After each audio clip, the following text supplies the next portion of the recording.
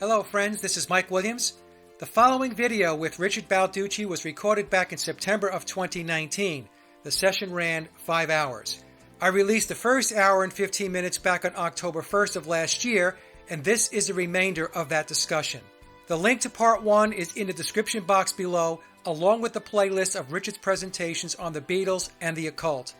In part 2, which is this video, I did edit the show to condense the runtime, but rest assured, all the pertinent information is included. The material goes deep into the occult, and because of that, I do recommend listening to the discussion in bite-sized chunks. And so without further ado, here's Richard. Okay, I think we should get to the Beatles, gosh darn it. Alrighty, let's go to the Beatles. I think we need to do a little more clarification and going farther to start with the alleged moped accident. So let's revisit that. Shall we? We shall. All right, then. Strap yourself in, because this is going to be even freakier than all the stuff we talked about. What the moped accident, in our last thrilling episode, we realized that it took place December 26, 1965, which is exactly 260 days before the day he got dead, September the 11th, 1966, counting both dates, which was 13 days after the last Beatles concert. The moped accident was actually what's known in occultism as the conception of the corpse. In other words, he was a perfectly fine young man in the prime of life on December 26, 1965.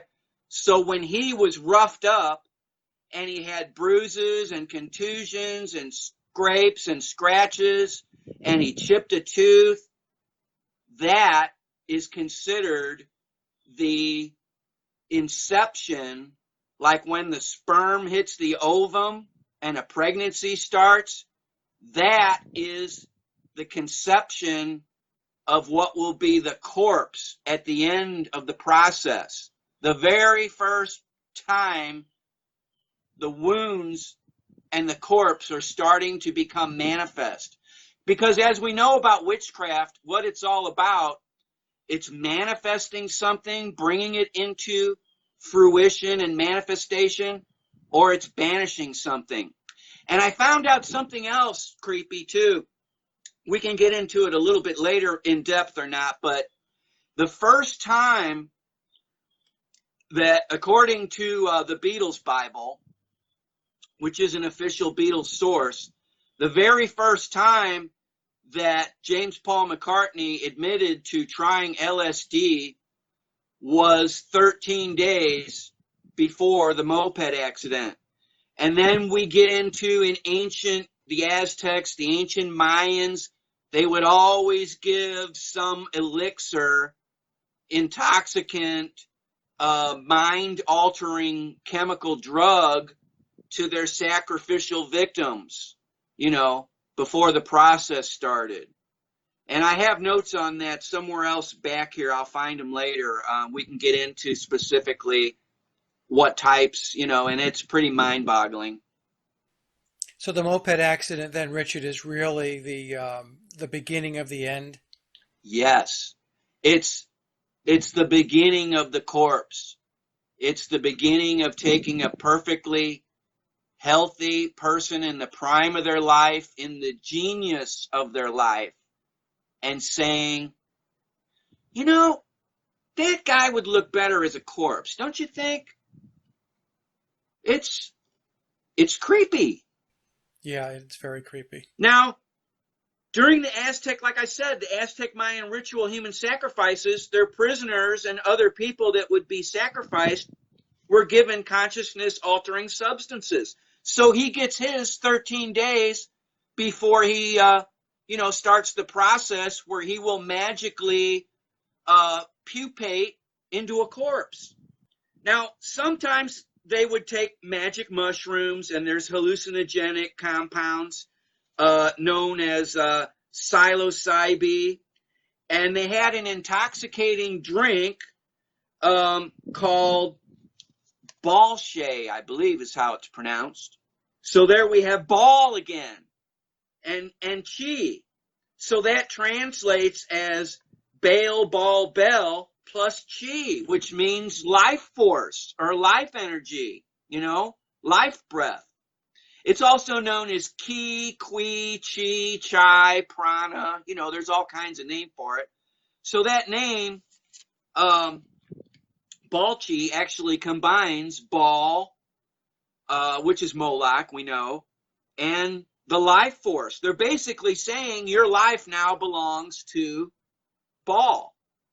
There was also a compound known as Tolosh.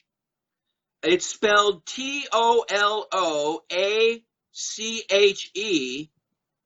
and that was a plant native to Mexico. It still is. That was also used as a ritual plant. And it was known variously as the Indian apple, and it was known as an apple core, and it was also known as moonflower. And keep in mind, when James Paul McCartney died by September the 11th, 1966, the moon had actually completed 300 orbits of the Earth in his lifetime. So that ties in with the whole moonflower aspect on his satanic ritual human sacrifice. Another hallucinogenic aspect of Tolash is the fact that it is the main component in witchcraft spells to cause infatuation. And thus Tolash is known as the plant of both love and death.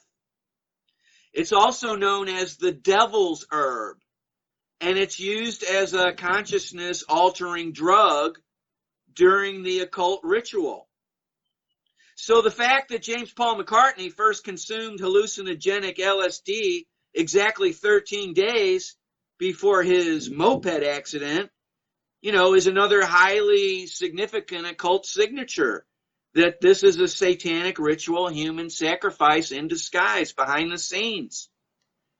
So that brings us to the moped accident, and then his offing 260 days. And we went into that already about the Mayan Aztec calendar being 260 days. Mark Devlin has mentioned that, and he's actually, I love him, but he's got that just slightly off. The 260-day calendar is not solar-based. It's based on the human gestation cycle, which is normally around 260 days. So since it's the human gestation cycle, that ties into the birth of the corpse and the conception of the corpse during the moped accident. It's the starting point of the corpse. Right. Now, another thing, we know that James Paul McCartney became dead on September the 11th, 1966. If you go to the Sgt. Pepper's album, I think it's George, he points at the line where it says, Wednesday morning at 5 o'clock as the day begins. Nick actually got me on this path because actually George is not pointing at the first part of the sentence. He's pointing literally where it says 5 o'clock as the day begins. He's pointing at the 5 o'clock point. So we can forget about the first point of that sentence and focus on the 5 o'clock. James Paul McCartney, according to that occult signature, was ritually sacrificed at exactly 5 hours after midnight, 5 o'clock a.m., and 5 o'clock a.m. after midnight is exactly 300 minutes after midnight, which exactly equals the 300 orbits of the moon around the earth during his entire lifetime. So, Richard, is that 5 hours after It's 5 o'clock in the morning, 5 o'clock in the morning? before sunrise. So the stories about him dying later at night, or being in the car crash later at night, how do we reconcile that then? Well, by my occultology, it actually makes more sense if you think about it, because it gives Brian Epstein and the handlers a little bit more time to lasso in William, which according to memoirs they did the next day. So they had most of September the 11th by the time they found out, whatever time they found out from that day, to do it. Now, the interesting thing here, remember, is on September the 11th, the day they offed him, 300 minutes after midnight, the time of the hours of darkness and light on September the 11th, 1966, as well as September the 11th, 2001, there were 11 hours of darkness, and then there were 13 hours of daylight. I misspoke in the last transmission. I said 14 hours, so I'm correcting myself. Even I can make a boo-boo. I'm human. So, as we know, 11 hours of darkness equals 660 minutes of darkness on that date. And then the 13 hours of daylight is an extra 60 minutes plus 60 minutes of light. Richard, what about, let me ask this question. Some people want to debate, argue about whether September 11th was the date that that biological Paul McCartney died. Some people want to say it's August. Some people want to say it's November. And my argument has been, since I've been looking at this, is that the September 11th date is so important in the occult circles that any other date just doesn't seem to make sense when you put it into the context of the occult. Right. And here's another reason why it strongly indicates 5 o'clock a.m., 10 miles north on the Dewsbury Road, according to Magical Mystery Tour. During James Paul McCartney's entire lifetime, Pluto, the planet of death and regeneration, moved exactly 44 degrees in the heavens. Now, a degree from our perspective on Earth, looking up at the ecliptic, the path of the sun, our sun covers exactly 1/2 degree. The same with a full moon. It covers 1/2 a degree.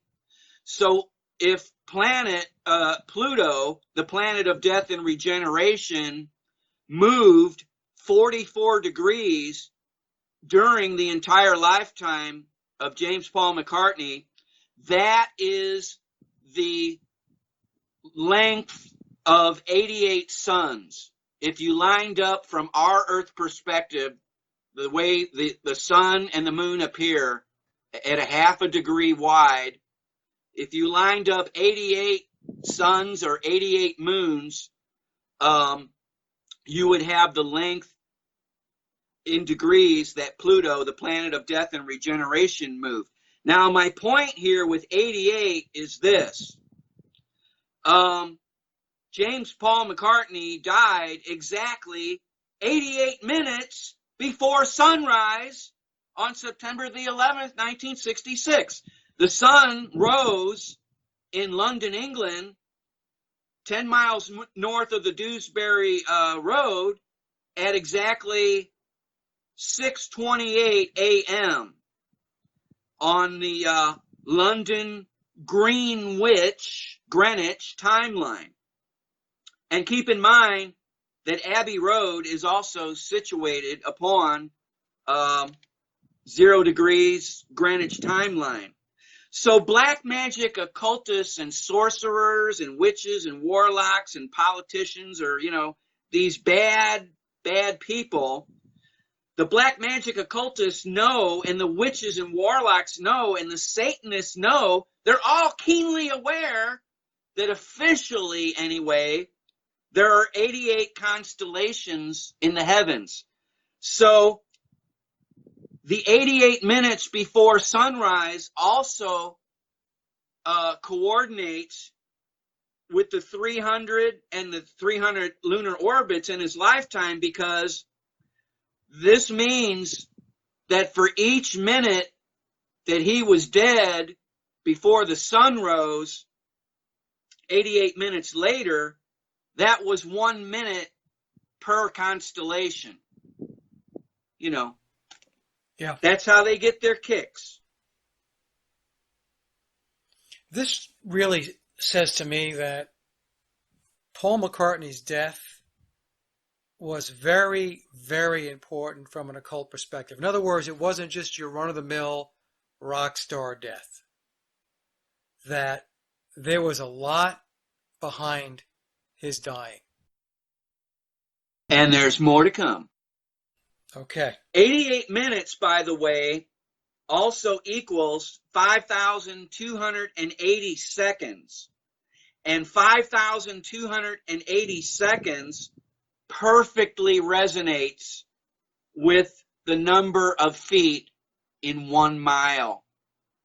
So everything's about weights and measures, and it's all tabulated, you know, beyond what we would even conceive of. It's a precise chronometer, you know, Chronos, Saturn, the black sun. It's all measured out.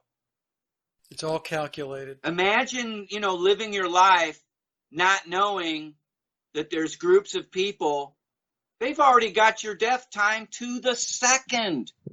To the second. You know, look at JFK. They drove him, if you look at Dealey Plaza, it's an inverted pyramid with the capstone missing where the railroad tracks cross.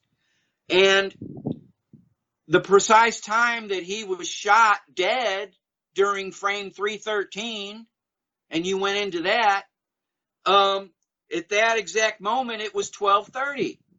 Well, back in 1963, they didn't have too many digital clocks. One of the first ones was on top of the Dallas book depository building. There was actually a digital clock, one of the early ones up there, and it said 12:30. But if you go by a rotary clock, at 12:30, you have one hand pointing at the 12, you have the other hand pointing at the 6. So we've got 6 at the bottom, and we've got 6 plus 6 at the top. That's another occult signature, 666. And of course, that's when his head's blown off in frame 313. And then, but he's officially pronounced dead 30 minutes later at exactly 1300 hours, 1 o'clock, you know. Yeah. And when you said the 666 at 12:30, the 12 o'clock is 6 plus 6, plus the 6 at the bottom of the clock. I just want to clarify that for anybody who's listening and might have lost track of how we got 3 6s. Right. Thank you for your clarification. I was a little confused myself. Thank God I'm here. Yeah. Hey, you from your mouth to God's ear, I'll drink to that, pal. You know, what would we all be doing if this all didn't happen? If this happened to the Bay City Rollers, you know, we wouldn't care. No. The poor Bay City Rollers. I liked Saturday Night. I thought it was a pretty good song. That might have been their one only good song. Please don't say that now that it's going to be in the back of my brainasium, you know, bouncing around off the walls in there tonight. What I'll do is I'll put a clip of the Bay City Rollers in at this part of our discussion so everybody can get the full picture. The occult meaning of Bay City Roller. No. Let's not do that. Well, I think we should now segue a little bit into Beetlejuice.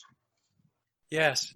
Yes, Beetlejuice. Yes. Let me find what I did with Beetlejuice here.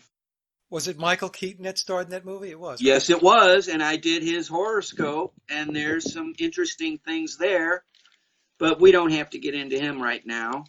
On the day that James Paul McCartney was born, you recall in our last episode that the sun was at 26 degrees Gemini, the twins. At the same time, it was in opposition to the Earth, which was placed at 26 degrees Sagittarius, which is where the supposed womb of the Milky Way galaxy, galactic center, is there. So that's part of the reason why James Paul McCartney was selected. But I did a little more research, and I found out that on June 18th, 1942, the day that James Paul McCartney was born on Earth, the sun, our sun, was exactly conjunct Betelgeuse. So Betelgeuse, it's spelled a couple of different ways, but essentially it's in Orion, the constellation of Orion, which the three belts of Orion point right at the sacred star, Sepsothis Sirius.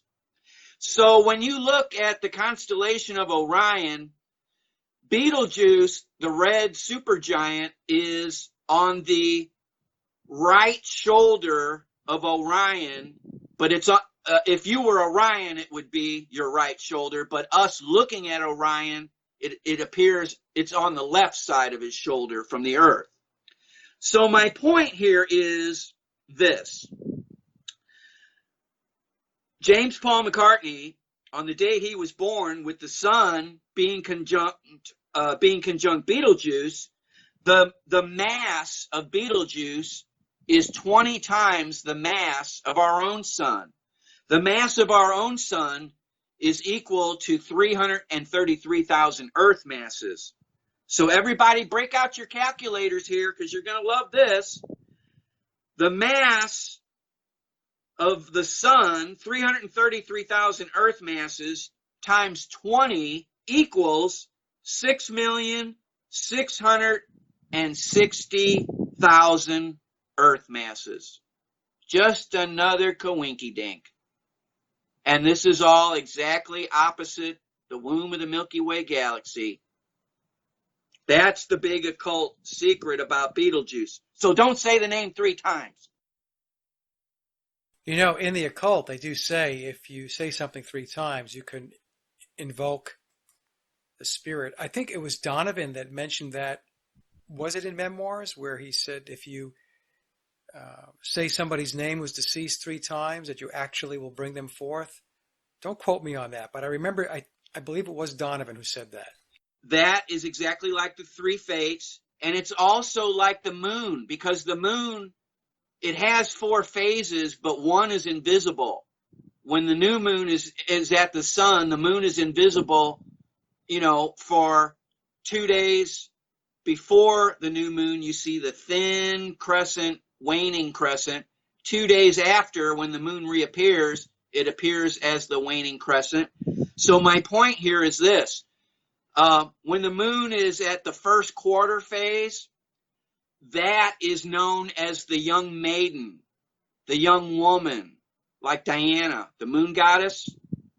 And then when the moon is full, at its most beautiful, that's when the woman is the most beautiful, when she's ripe and at the prime of her beauty is the full moon. And then the third quarter moon, or the last quarter moon it's sometimes called, is what's called in occultism and witchcraft as the old crone moon, because that's when you banish something at that cycle.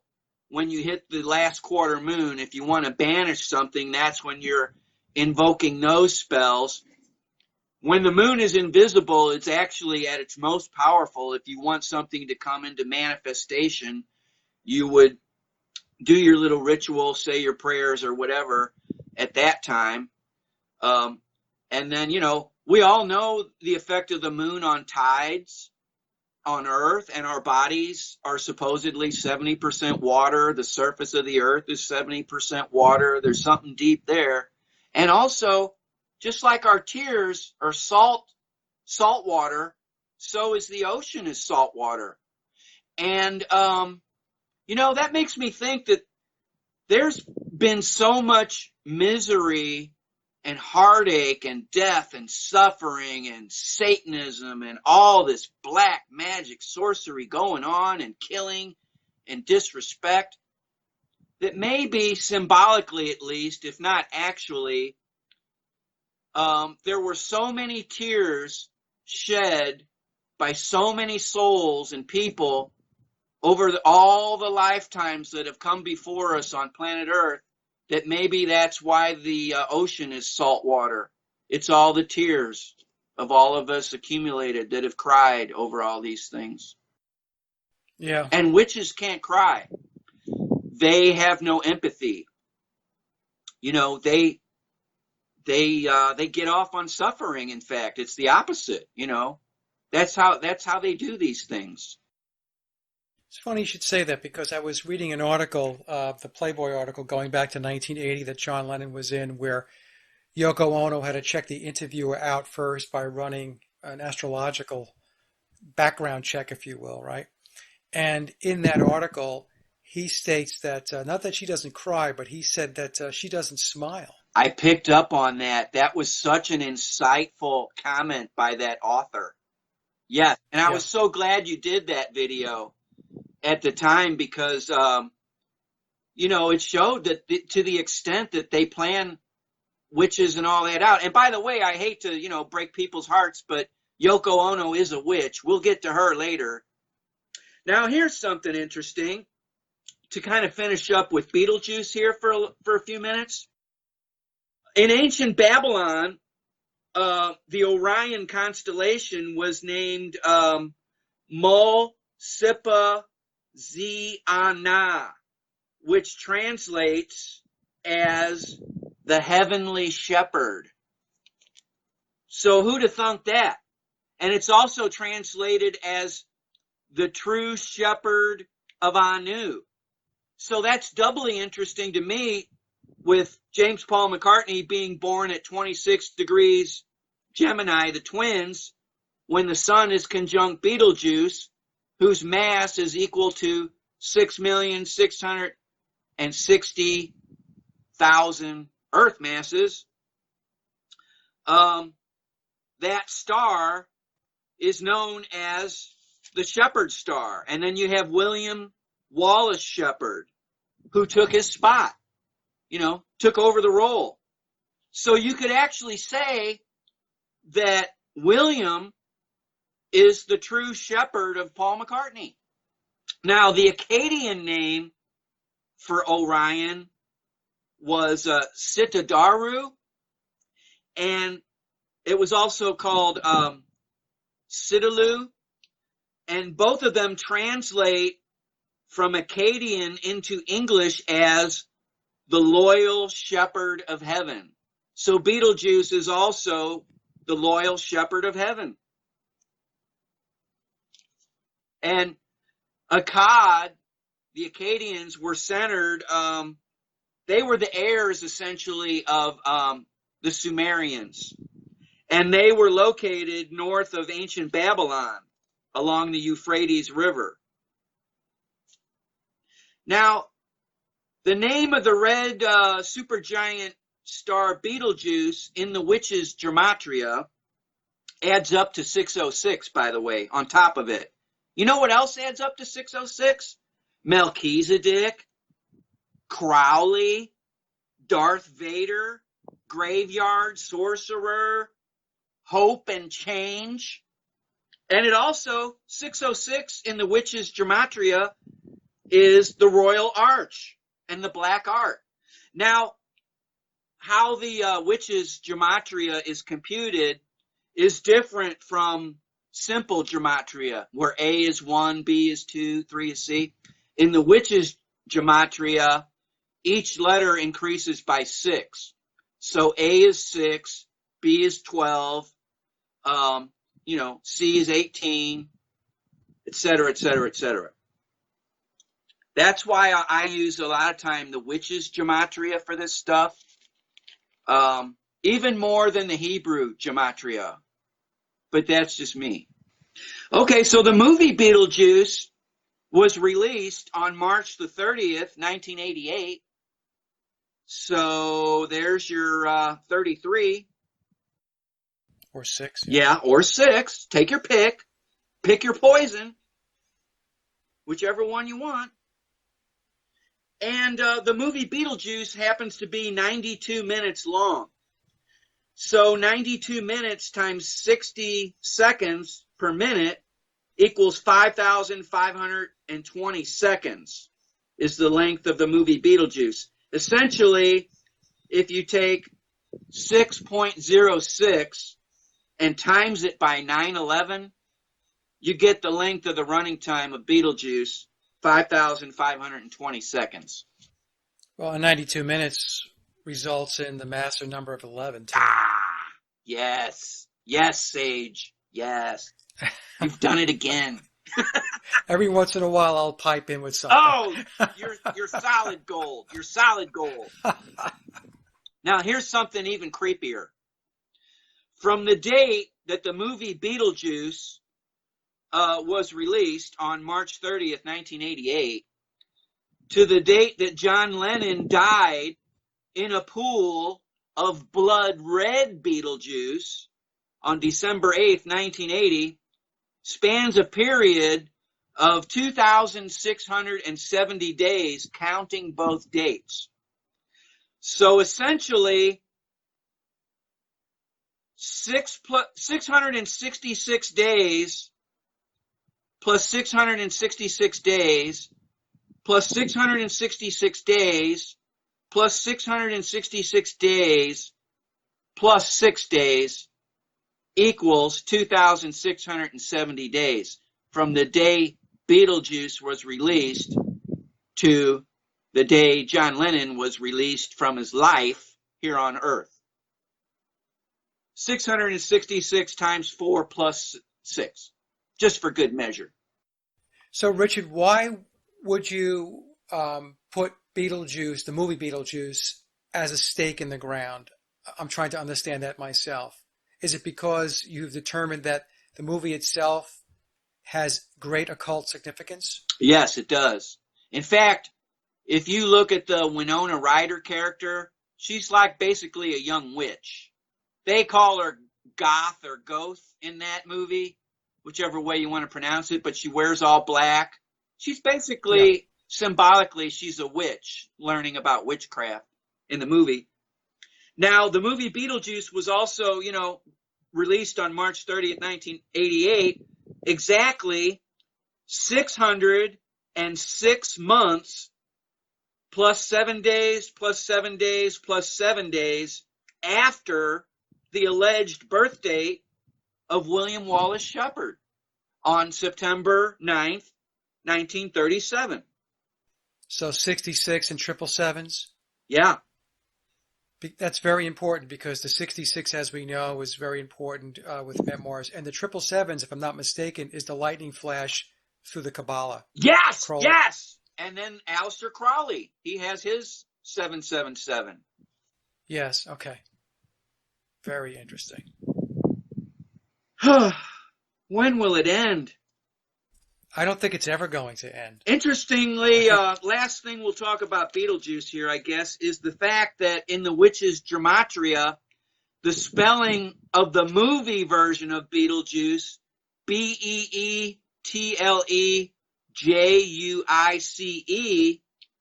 it adds up to 582 in the witches' gematria. And guess what else does? The Beatles. It's just a coincidence, Richard. That's all. Oh, okay. I can scratch that one off then.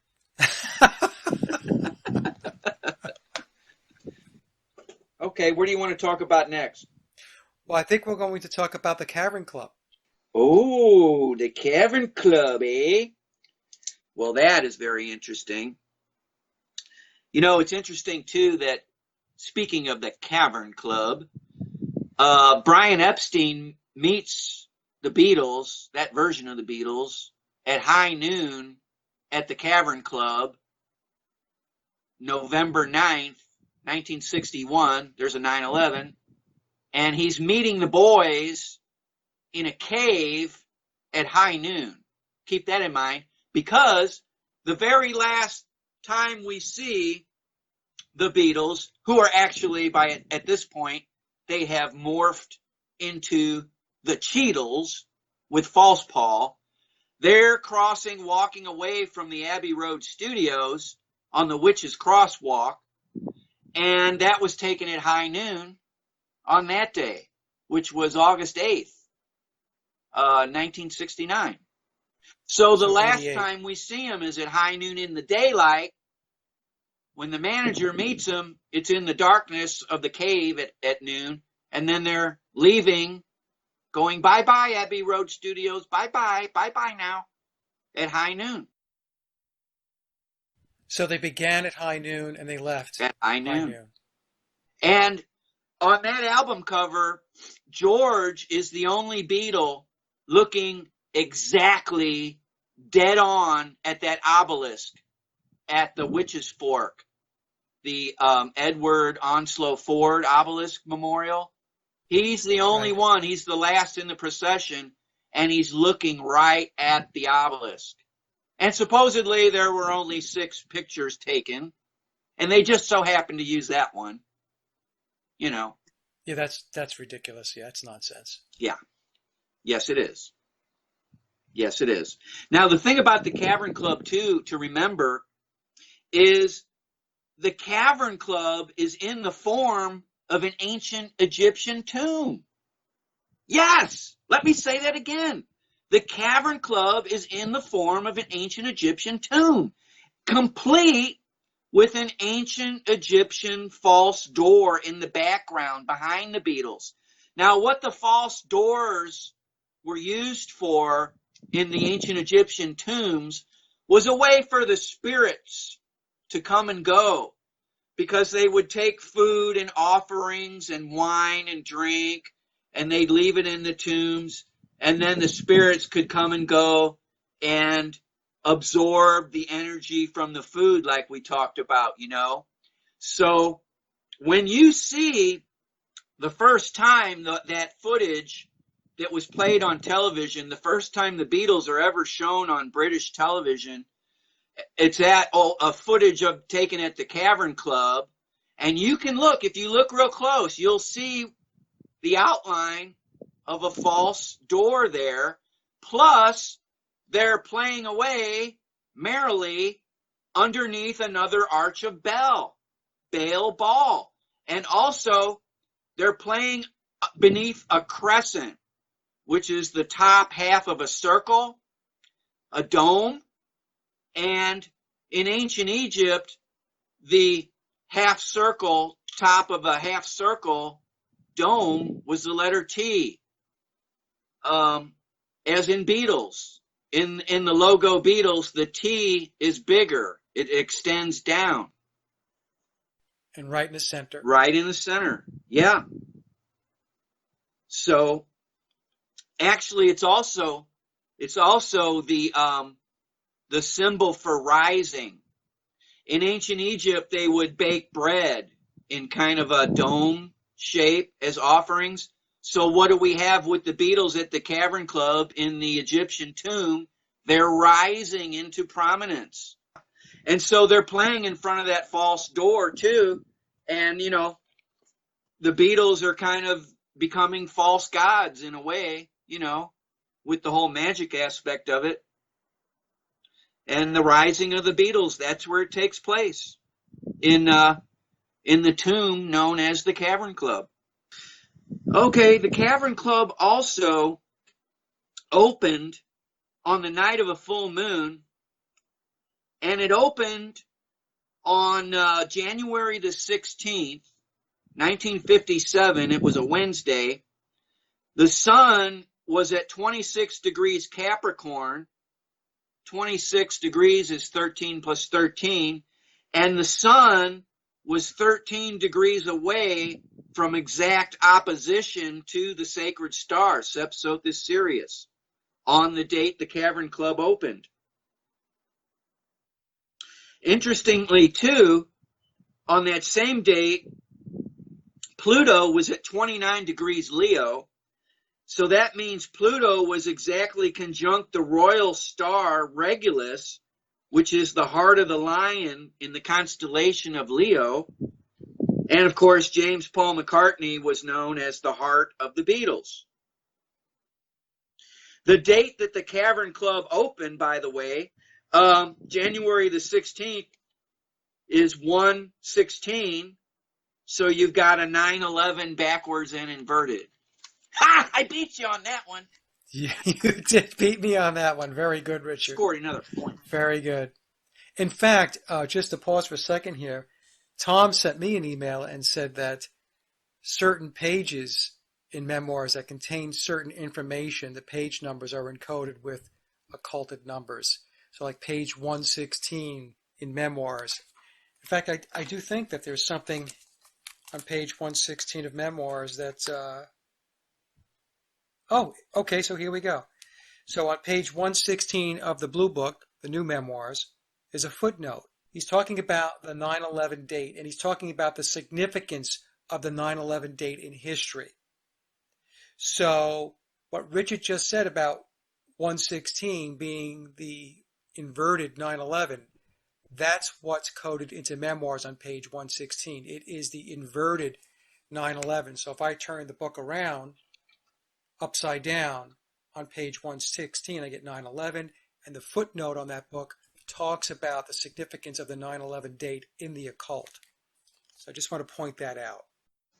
I'm glad you did that.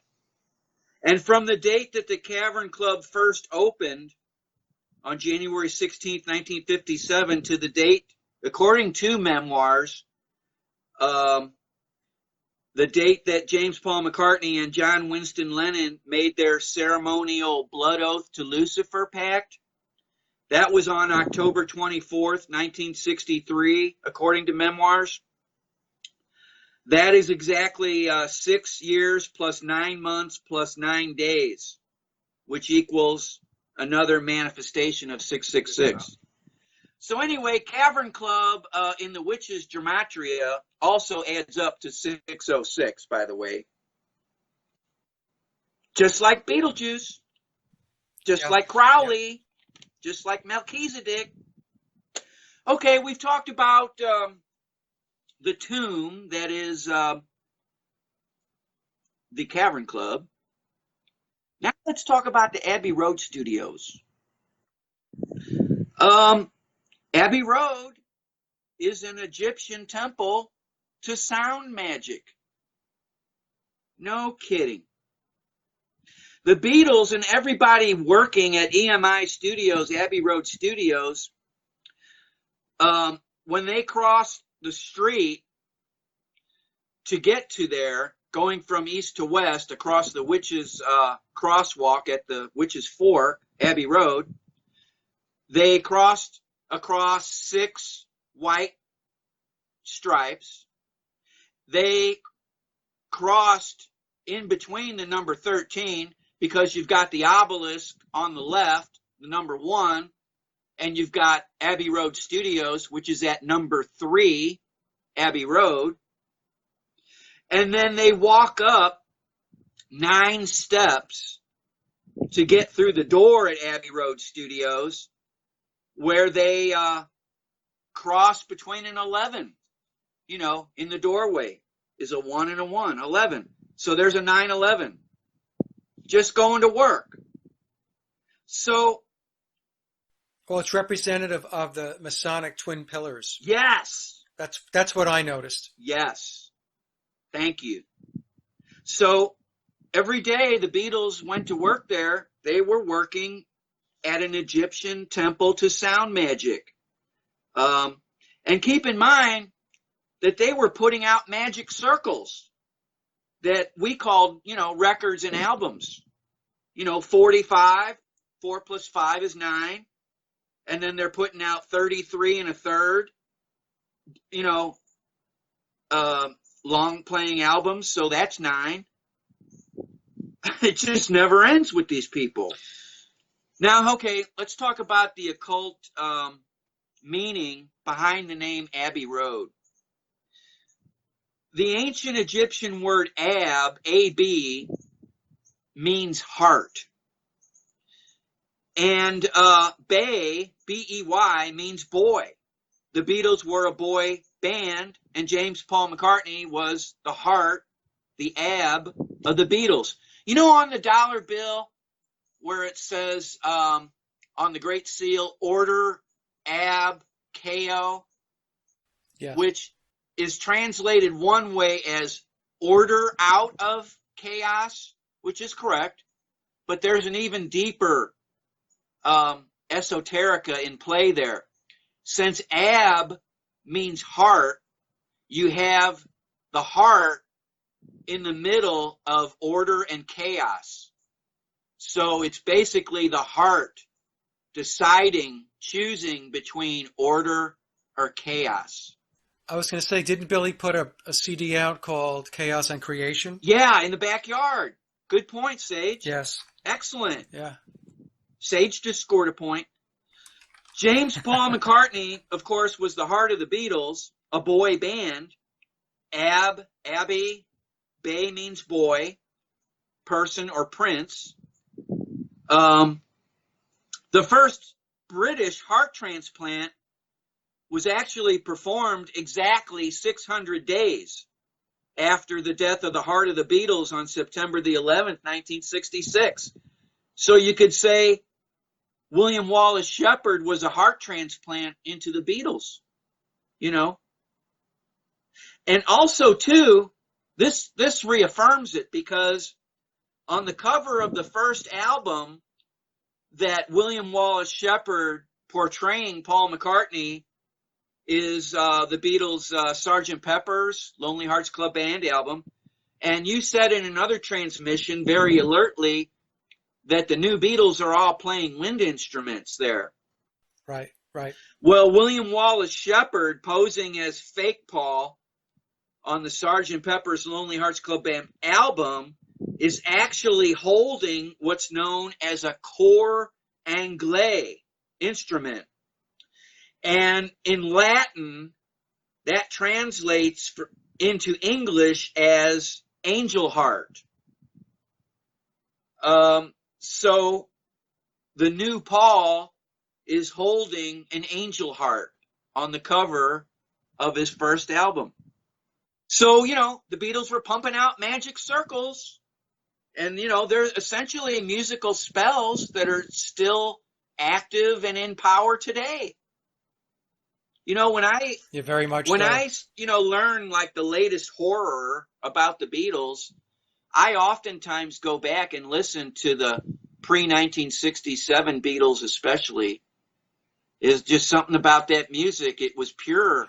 So did you want to go to, are we still talking about Abbey Road, or did you want to go to the Eggman and the Walrus? Yes, Abbey Road bores me now. I'm bored with that topic. Let's talk about... No, if you're not finished with it, no.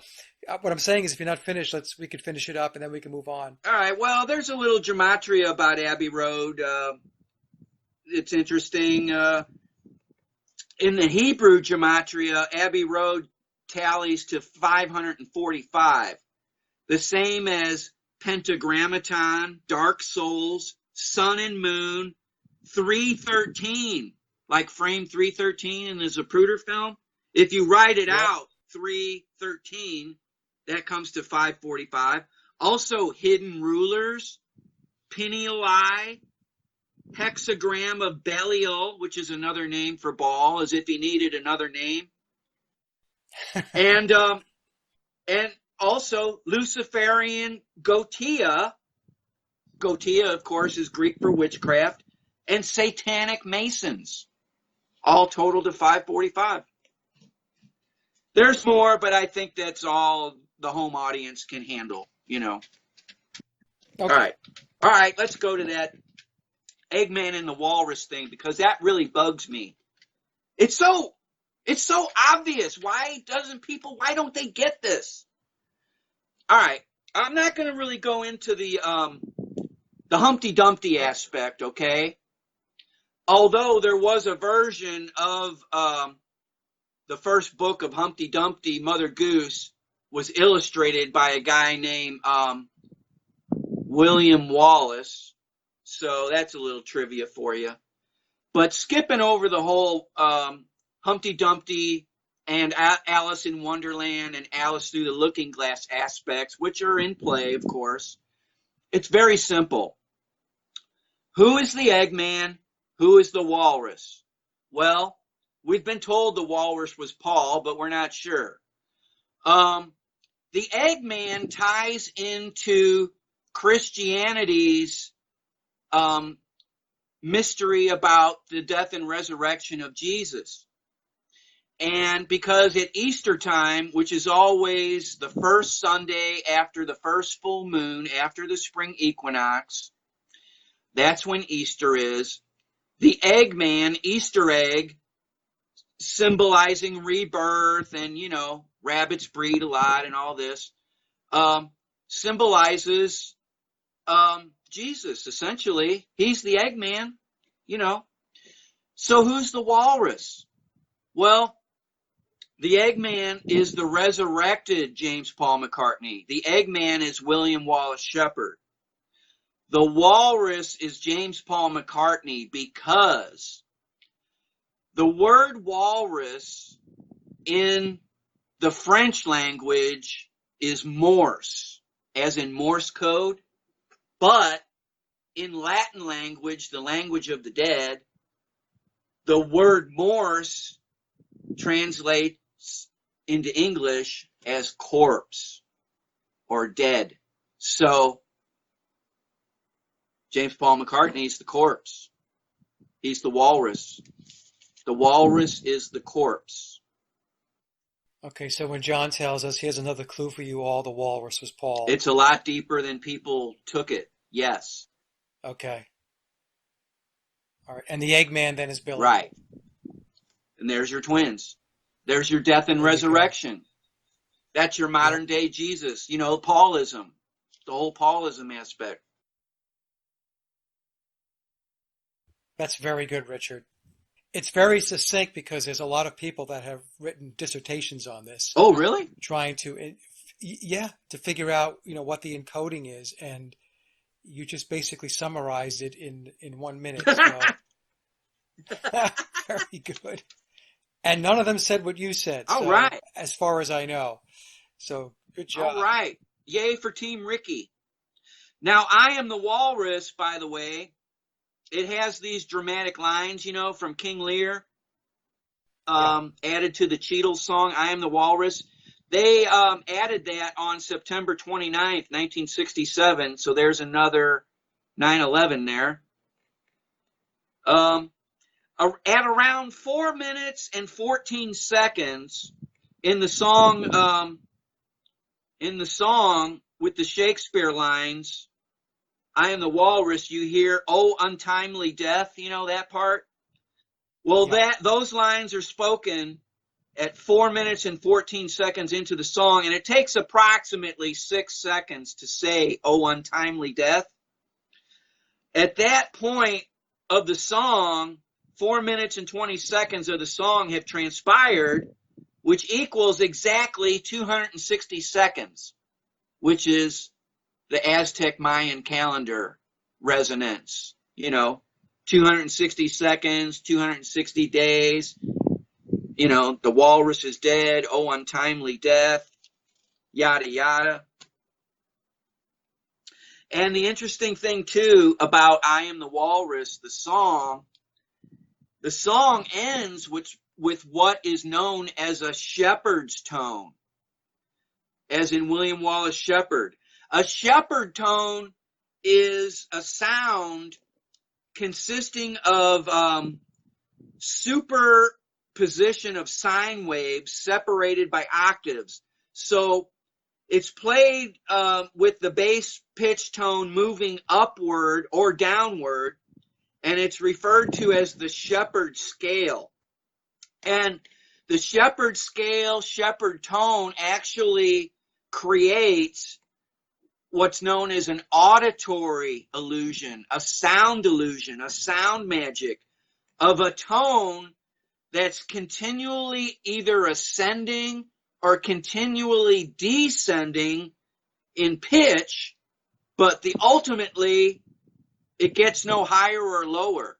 And the way to picture a shepherd's tone visually is what's going on with a barbershop pole, which has the red and white stripes, and it's spinning, so it looks like it's going up, and yet it gets no higher. So that's like the optical illusion version, which is easier to picture than the audio version. But there are examples of it, especially in I Am the Walrus. That's how it ends, in a shepherd's tone. That was another clue. That was another occult signature for those in the know. Like a joke, almost. It's just incredible what they did as far as inserting clues into the songs. You know, the King Lear narrative and all that. It's just the timing. The timing and the calculating of this is mind-boggling. Right. I guess they mostly did it because they couldn't talk about it outwardly. You know, they had to deal with it somehow. It was probably driving them all crazy, especially with William being the taskmaster, you know, the head guy in charge. Yeah. That must have been a really lonely time for the three surviving Beatles, you know. Either that or they just walked out and said, you know what? You do it. You know, I'm going down to the pub to get a beer. I hope that's the way it was, yeah. Because they're all locked into contracts. You know, they have to do it. The money's already probably been spent that a lot of people upfronted, you know, during those contracts. They made a deal with the devil just on that. And they got away with it so far. Yeah, it's kind of catching up, though, Richard. You know, the work that you're doing, I'm doing, and others are doing. It'll be interesting to see over time how this plays out. It will be interesting. There's no doubt about that. Well, shall we take a fresh look at the cover of the Magical Mystery Tour album? When we look at that cover, we see the individual titles of the songs, right? Oh, there's this song, there's that song, there's that. It's not designed to be read that way. It's designed to be read as 6 different complete sentences. The first one's the title, Magical Mystery Tour. The second line should be read all together. The fool on the hill flying blue jay way. The third line, your mother should know I am the walrus. The fourth line, hello, goodbye, strawberry fields forever. The fifth line, Penny Lane, baby, you're a rich man. And the sixth line, all you need is love. So if we dissect those lines, the first and the last, Magical Mystery Tour and All You Need Is Love, is pretty self-explanatory. But, you know, the fool on the hill flying blue jay way is Paul's soul flying into the sky from his eternal resting place on the hill. Your mother should know that I am the walrus actually means your mother should know that I am the corpse. Hello, goodbye forever, strawberry fields. That's kind of self-explanatory. Penny Lane, baby, you're a rich man. Now, essentially. Well, and you know, the other thing, Richard, is when you look at the front cover, and I just noticed this as you were speaking. I don't know why I've never taken a closer look at it. But the songs at the top of the album jacket are in the form of an arch. Oh, I didn't even think of that, Sage. Great work. You've done it again, Sage. Archer Bale Ball Bell, yeah. And then it says includes a 24-page full-color picture book. So 24, there we have the 6 again. And one for each hour of the day, too. Yep. And isn't the 24th letter of the alphabet the X? So you've got the witch's cross there. And a cross in the Greek alphabet, Chi, adds up to 600 also. Right. Yeah, I covered that in my Stanshall video. Yeah, good. Okay. Very good, Richard. Well, now we come to our favorite topic lately, the Dakota building, which we all know the Rosemary's Baby connection, so we don't have to revisit that quite yet. The Dakota building was listed as a National Historic Landmark, NHL, on December 8th, 1976, exactly 4 years to the day before John Lennon was ritually murdered beneath the Arch of Baal Ball Bell at the Dakota building. In the south entrance, by the way, on top of it. Now we come to a point where it gets real interesting about the Dakota building. And it also ties in to the memoirs of Billy Shears. Essentially, archaeoccultology and the memoirs of Billy Shears are on a collision course here in this production. There's no way around it. They're coming together here, and one is going to either prove that the other is totally phony and fake, or they're going to reinforce each other. So we'll let the audience decide what happens. So, taking a little bit of information from the memoirs of Billy Shears, adding to the history of the Dakota building, check this out. On the date that the Freemasonic foundation stone, a foundation stone, by the way, in Freemasonry is when you dig out the basement of a building, that's the first stone down in the darkness below ground is the foundation stone. And then the cornerstone is the first block above ground. And the cornerstone is almost always in the northeast, where the sun is at its peak in the northeast on the summer solstice, you know, when it rises. So that's where usually the cornerstone is. So the foundation stone on the Dakota building was laid on October 25th, 1880. Now strap yourself in for this, because we're going to have a series here. From the date that the foundation stone was placed in the Dakota building on October 25th, 1880, to the date that James Paul McCartney and John Lennon took their ceremonial blood oath to Lucifer on October 24th, 1963, spans a total of 996 months, including both dates, 996. Recall now, from the date that Brian Epstein first met the Beatles at noon at the Cavern Club on November 9th, 1961, to the date of the cremation ritual of John Lennon on December 10th, 1980, 2 days after his death, spans a total of 996 weeks. The height of the obelisk in the middle of St. Peter's Square stands exactly 996 inches tall, which is interesting considering that John Lennon said the Beatles were bigger than Jesus. So, in the witch's gematria, the words September 11 add up to exactly 996. So 666, everybody knows that that's the devil's number, you know, in the lore and mysticism. 996 is actually Lucifer's number.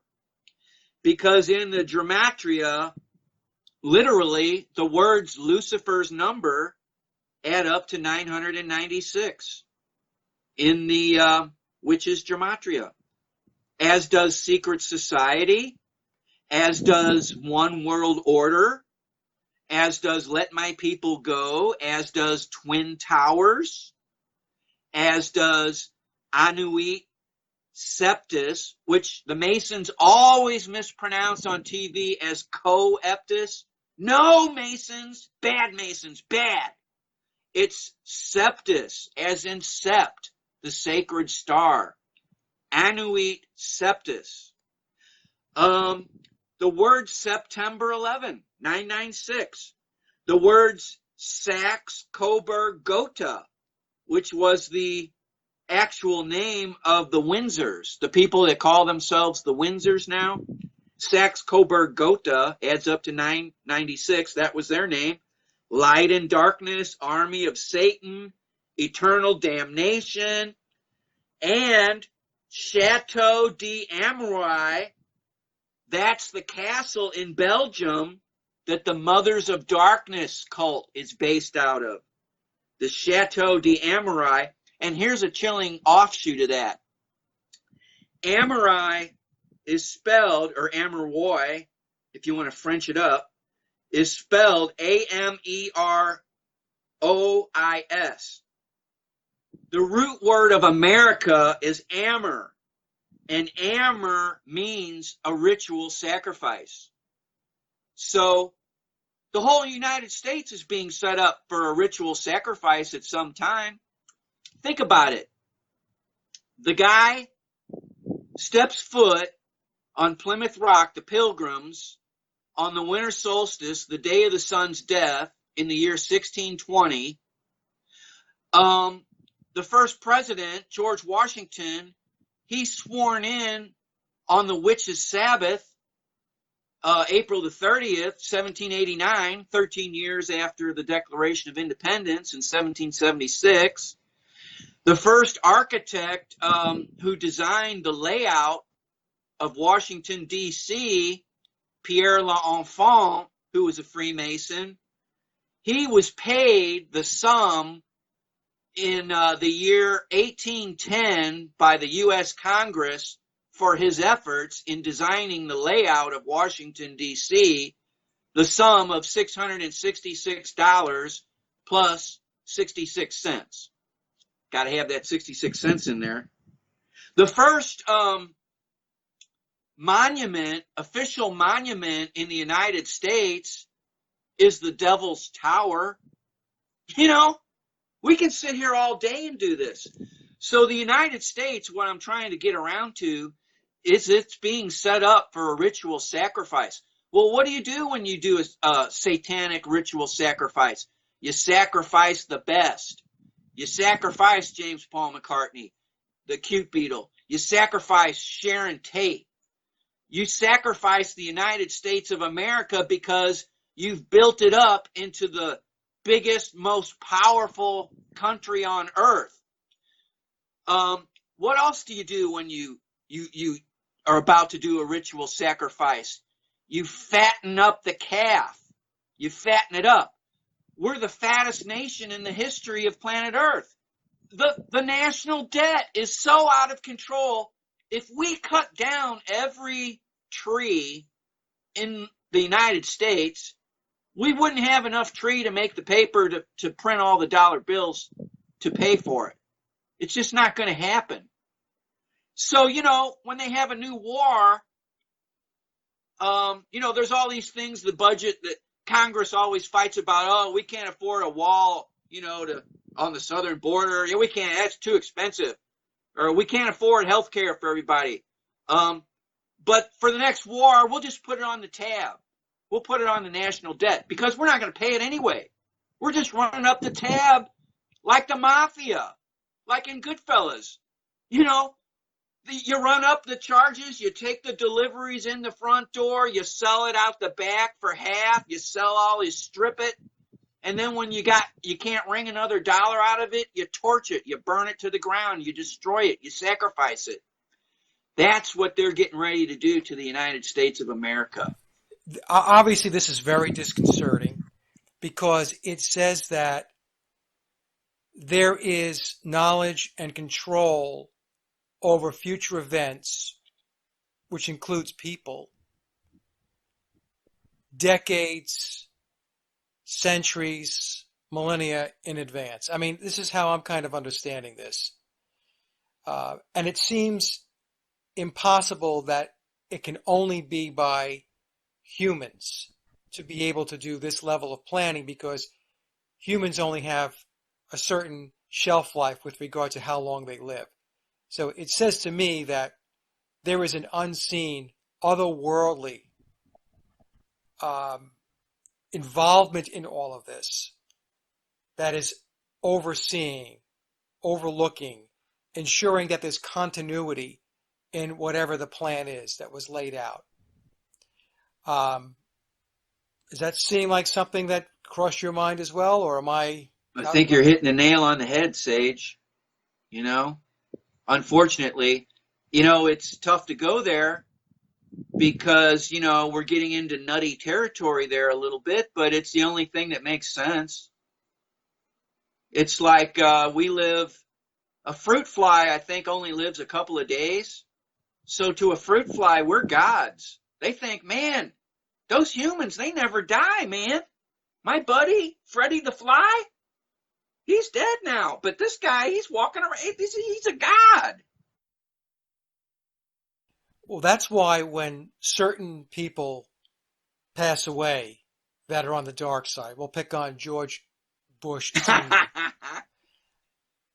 And people are happy about the fact that he's no longer with us. But what I've always said is, yes, I mean, he's not here anymore to inflict any of his harm or his ideology onto the world, but nothing changes. You see what I'm saying? He comes and goes. The beat goes on. He was just a cog in the wheel. Right. At the end of the day. The skull and bonesman, George H.W. Bush. It's interesting that you brought him up. His real name is George Scherf Jr., by the way. And George H.W. Bush, I don't know if most people know it. I'm sure you do, that he participated in the ritual sacrifice of President John F. Kennedy. He was actually arrested that day in Dealey Plaza, by the way. And there are at least 2 surviving pictures of him in Dealey Plaza after he went in for like 45 minutes or an hour, and then he got out after he made a phone call. Yeah. Well, anyway, George Herbert Walker Bush's funeral was on December 5th, 2018. Exactly 660 months plus 13 days after November 22nd, 1963. Yeah. Yeah. Well, did you ever see that footage of him where he laughs about President Kennedy at the funeral of Gerald Ford? Yes. Yep. I've seen that footage. Because, all of us laugh when we hear the phrase deluded gunman. God. Yeah, I was told by 2 researchers who have been involved in the Kennedy assassination that he was the paymaster.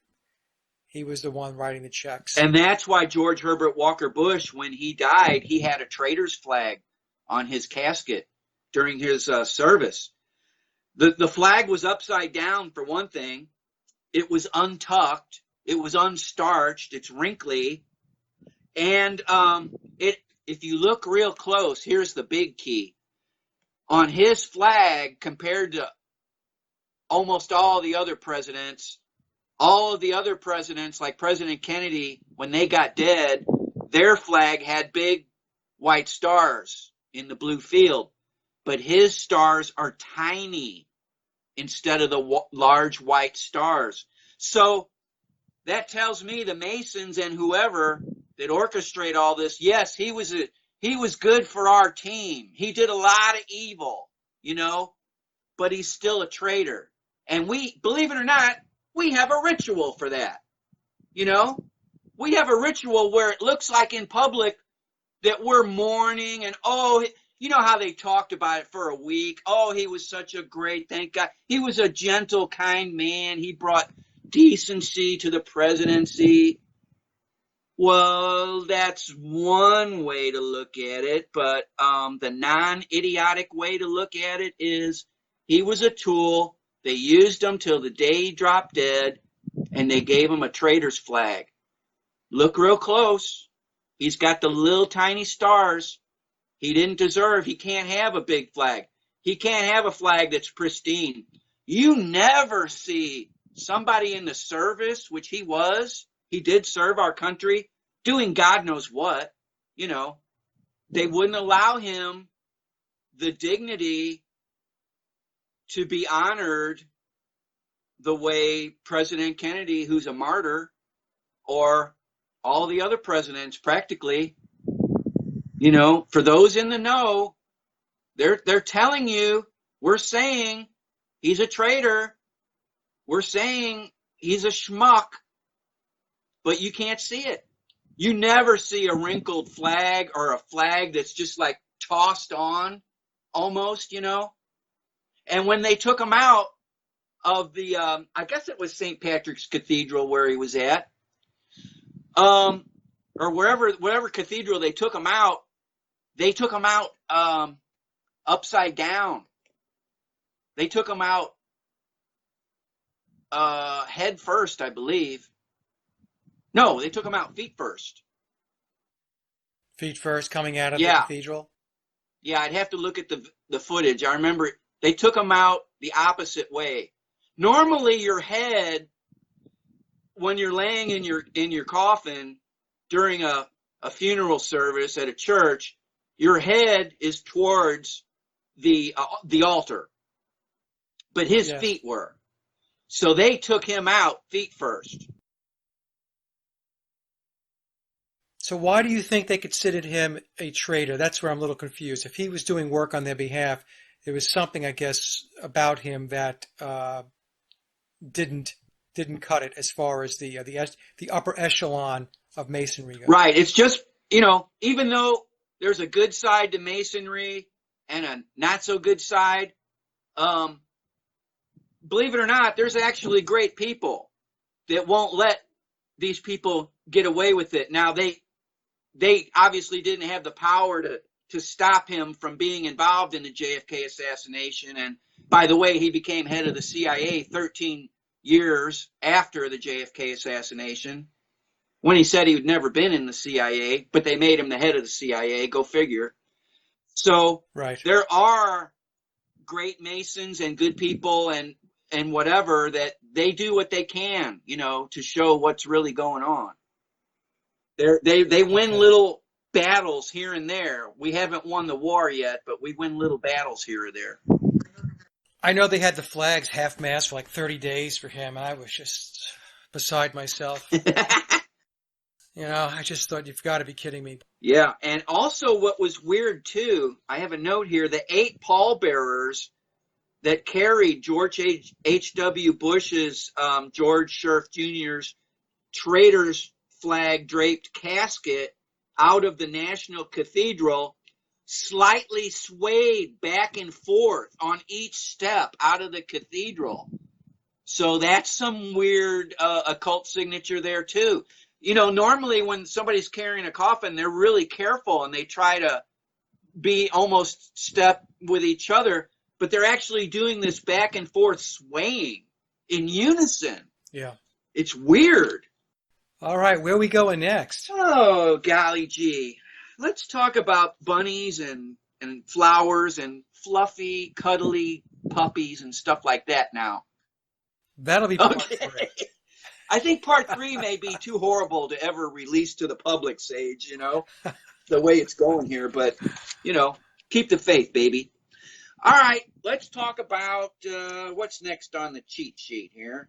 We have the Imagined Peace Tower. Oh, yes, the Imagined Peace Tower. Good old Yoko Ono appears on the scene here.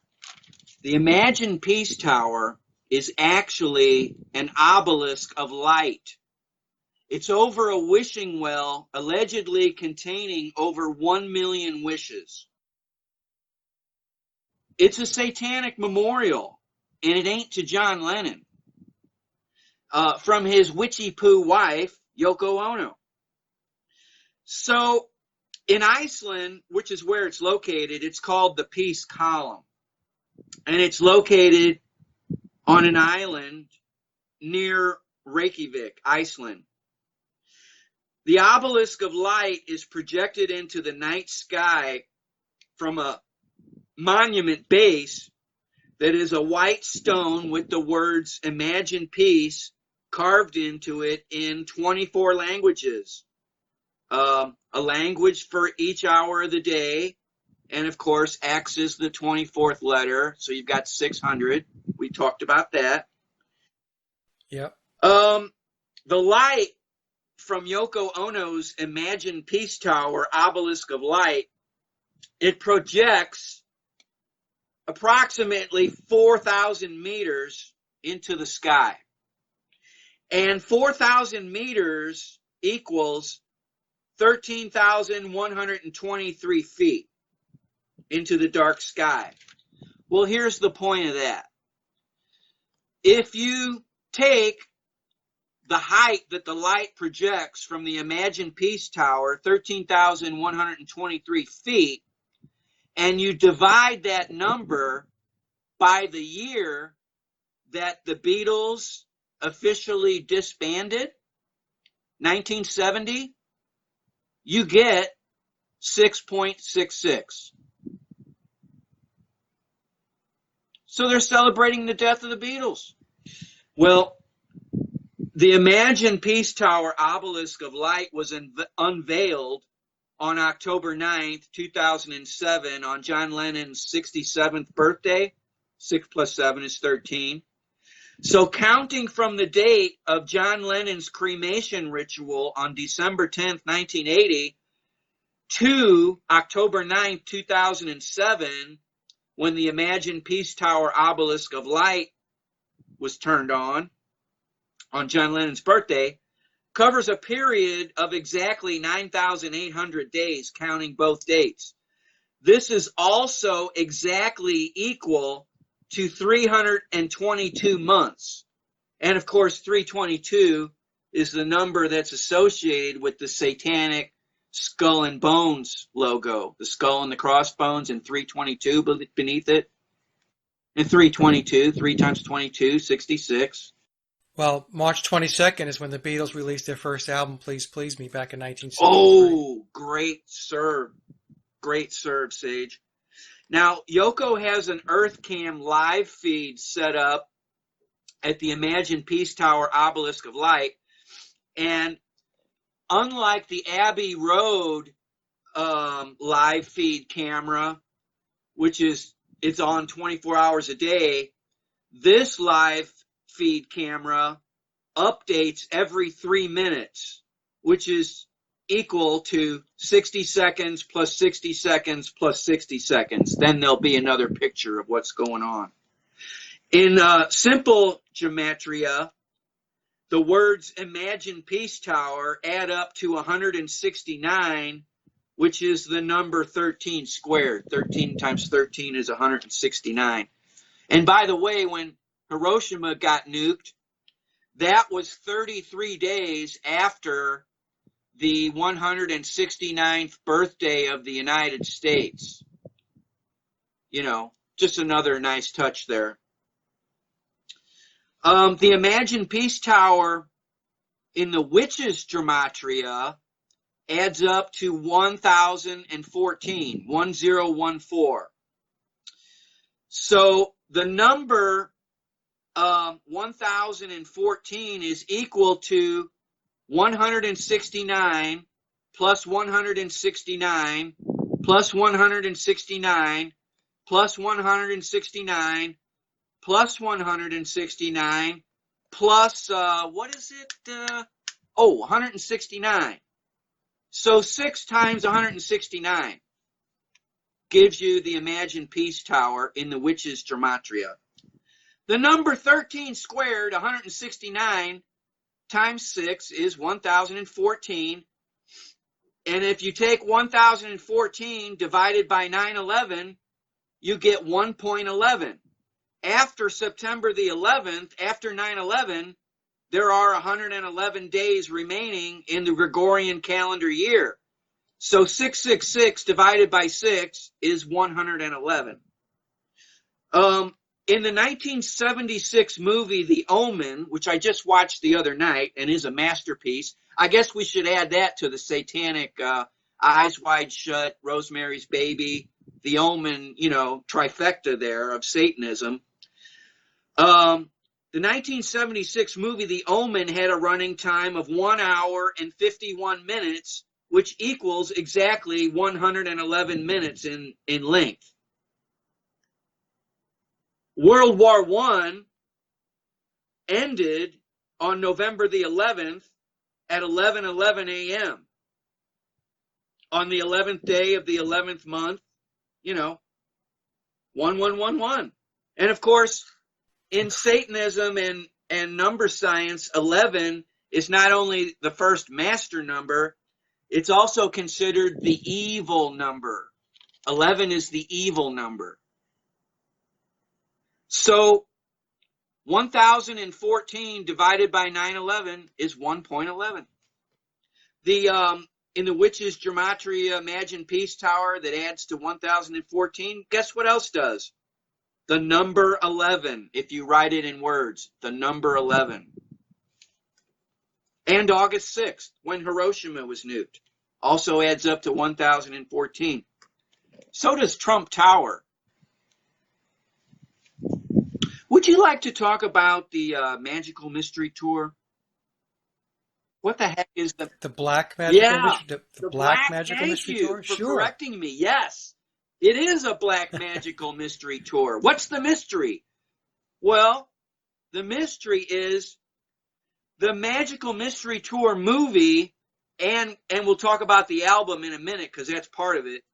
The Magical Mystery Tour movie, as most people know, it begins with the Beatles as spell-casting witches, and Mal Evans is in there too, bless his heart, bless his memory. So the movie begins 10 miles north on the Dewsbury Road, where James Paul McCartney was ritually sacrificed by Satanists. While the Magical Mystery Tour album begins exactly 13 years to the day before John Lennon was ritually sacrificed by Satanists beneath the Arch of Baal at the Dakota Building. So the Magical Mystery Tour movie starts with the death of Paul McCartney, and it ends with the album at the death of John Lennon. That's the mystery. And of course, we also remember from part 1 that the Rolling Stones on that same day, 13 years to the day, before John Lennon died, on the day Magical Mystery Tour album was released, the Rolling Stones released For Their Satanic Majesty's Request, which has the 4 Beatles, and in fact, Paul is on the left side of the album cover, farthest left, which is the west side where the sun sets, Seth, who killed Osiris. And the Magical Mystery Tour movie first originally aired on BBC One. BBC is 322 backwards, Skull and Bones number again. The Magical Mystery Tour movie is 52 minutes long, 13 times 4. The Magical Mystery Tour movie was first shown on December 26, 1967, which was 2 years to the day after the moped accident, Genesis of the Corpse. And the Magical Mystery Tour movie being shown on December 26, 1967, spans a period of 55 days, counting from the date of a solar eclipse on November the 2nd, 1967. During this little bit of information here, it's important to remember that James Paul McCartney himself was born 55 days before a solar eclipse. He met John Winston Lennon exactly 55 astronomical years after his father James McCartney's natal birth. Jane Asher, the gal pal of James Paul McCartney, was also born 55 days before a solar eclipse. And James Paul McCartney was born 2 degrees west and 53 degrees north. So you add 53 and 2 and you get 55 degrees. I misspoke again on part 1 when I mentioned about a 9/11 being involved in James Paul McCartney's geographical coordinates. What I was actually looking at when I misspoke, I was looking at my notes for that solar eclipse. So in that solar eclipse, 55 days after he was born, there's a 9/11 reference in there, but I won't go into it now. It's a little off course. The core principal photography of the movie version of Magical Mystery Tour was shot between a starting date of September the 11th, 1967, and then an end date of September 25th, 1967.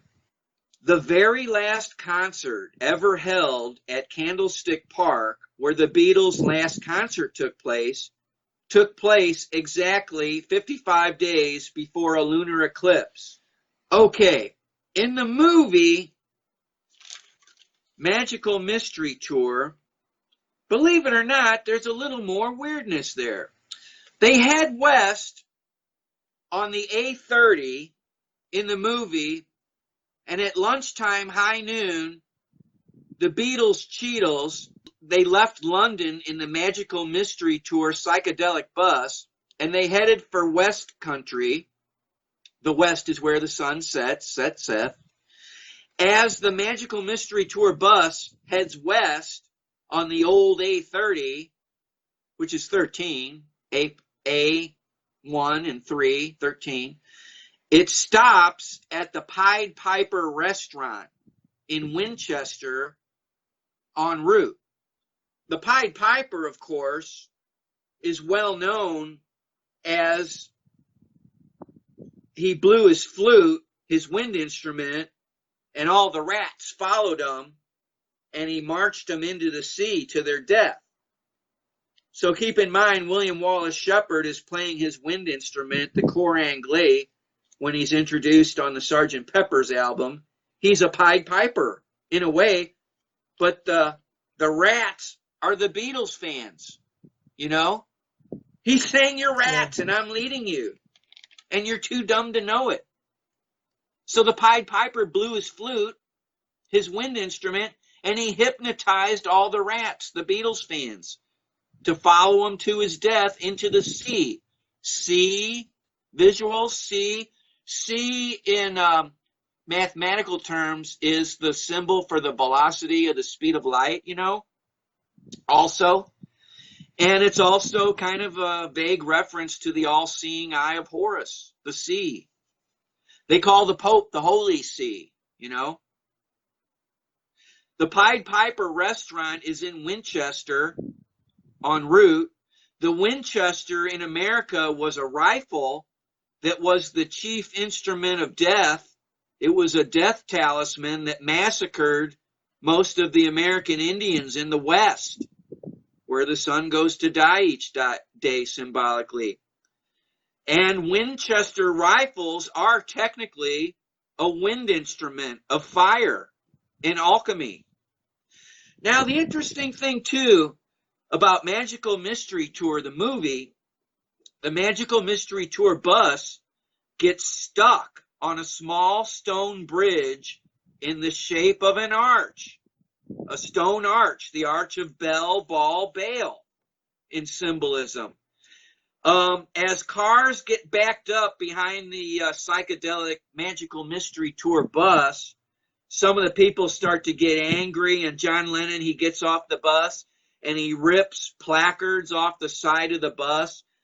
This symbolizes John Lennon's anger and rage at the death of his great friend and songwriting partner, James Paul McCartney, and the death of the bus symbolically over the Arch of Bell, Ball, Bail.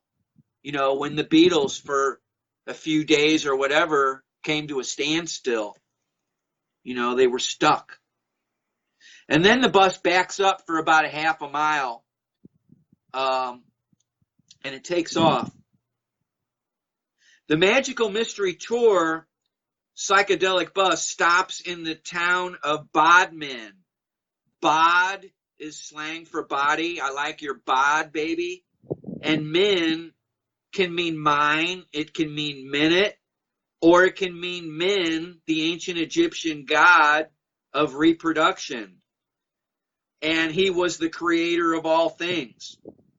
Min is actually, believe it or not, it's kind of pornographic because he's depicted as a male human with an erect phallus held in his left hand usually, and an upright flail held in his right hand. So you have the as above, you know, so below with Min, that guy too. And like we said earlier, Min's cult began and was centered at Coptos. And then there's that lyric from the song on the Abbey Road album, different album, where it goes, and so I quit the police department and got myself a steady job. And though she tried her best to help me, she could steal, but she could not rob. And as we know, the Beatles often changed the he to she and the she to he. So if you put the he's in, it makes a little bit more sense. That song is She Came In Through the Bathroom Window from the Abbey Road album. So, you know, I think we've already explained the whole Coptos, Six Toes aspect. Yeah. And your fine research and work digging about the sole of the feet, which was, you know, just mind-blowing. The palm that's above the head of False Paul on the Sgt. Pepper's Lonely Hearts Club Band album is designed to palm off William Wallace Shepard as James Paul McCartney onto the public.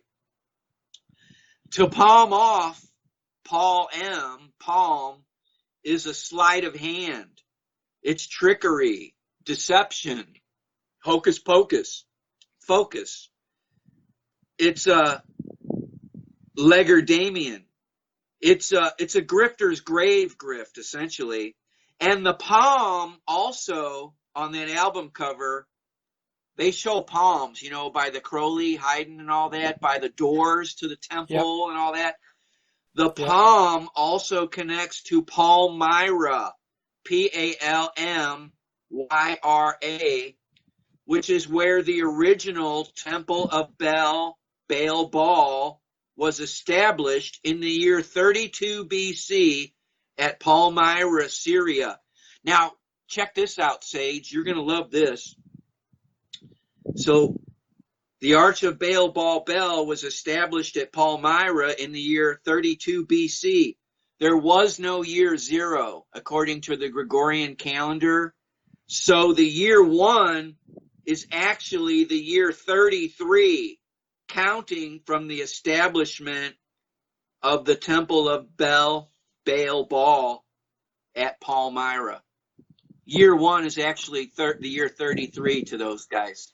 And it goes without saying, I shouldn't even have to say this, but, you know, ritual human sacrifices to Baal actually started out and took place at Palmyra in ancient times. Well, I guess we should get to finally talking about Billy Pepper. So we're going to talk about this guy, Billy Pepper. The name Billy Pepper is a double entendre wordplay, uniting the given name of William Wallace Shepard, as we know, Billy, to the fictional name of Billy Pepper, William and the Pepper Potts. And also it ties into the legendary name of Tom Pepper. In ancient nautical legends, Tom Pepper was known as the greatest liar in history. And according to the legend of Tom Pepper was kicked out of hell because he was a bigger and better liar than his satanic majesty, Satan himself. So the legend of Tom Pepper being kicked out of hell for being a bigger liar than Satan, the devil, dates back to at least the year 1787, usage in South Yorkshire, England. Tom Pepper is someone who is called a liar. So the band name of Billy Pepper and the Pepper Potts esoterically means William the Liar and the container of liars. You know, a pot can be a container, Pepper Potts, meaning that the rest of the band members are also liars. Now, since the word pot can mean many different things, it can mean the winnings in a poker game, the pot. The word pot can mean bank. It can mean kitty. It can mean a fund of money for communal use, as well as an ante, which is a financial stake put up by a player in a game of cards, as well as it can mean a vessel, a receptacle, a bowl, and or it can mean a cauldron. And who uses cauldrons? Witches do. Yeah, remember vats. Vats. Soothsayers. The field of the Vates, the Vati, where the Vatican was built. The root word of Vatican means cauldron, means witches, means soothsayers. So Billy Pepper and the Pepper Potts can also translate as William the Liar and the Stoned Liars. It can also mean William the Liar and the Cauldron of Liars. Okay, so this guy who had a death and resurrection himself, Samuel Langhorne Clemens, he symbolically died and was resurrected under the name Mark Twain. And Mark Twain was a 33-degree Freemason at least in the Polar Star Lodge number 79 of St. Louis. And he positioned to join that lodge December 26th, 13 plus 13, the day after Christmas, in 1860. The Freemason Mark Twain, he wrote a story called Remarkable Dream with the legendary character Tom Pepper, hell's greatest liar, in it. Now, in this short story, Remarkable Dream by Mark Twain, it's a story about four great liars who appear to Mark Twain, the author, conjured from the dying embers on the hearth, who one by one, individually, they appear before the author. The fourth liar, the last and the greatest of the liars to appear at Mark Twain's door in the story is, quote, the renowned Tom Pepper, who was such a preposterous liar that he couldn't get to heaven and they wouldn't have him in hell, end quote. Now, Mark Twain's Masonic influences can be perceived very readily in the short story Remarkable Dream in this paragraph, which will also correlate and Masonically harmonize and resonate to William Wallace Shepard, Billy Pepper, Tom Pepper, Billy Shears, Sergeant Pepper, It Was a Fake Mustache, and the Beatles.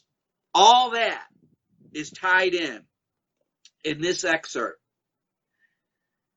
In this excerpt, Hell's Greatest Liar, Tom Pepper, he's basically extolling the great person named Armand Leonidas Fitz Smythe Amigo Stiggers.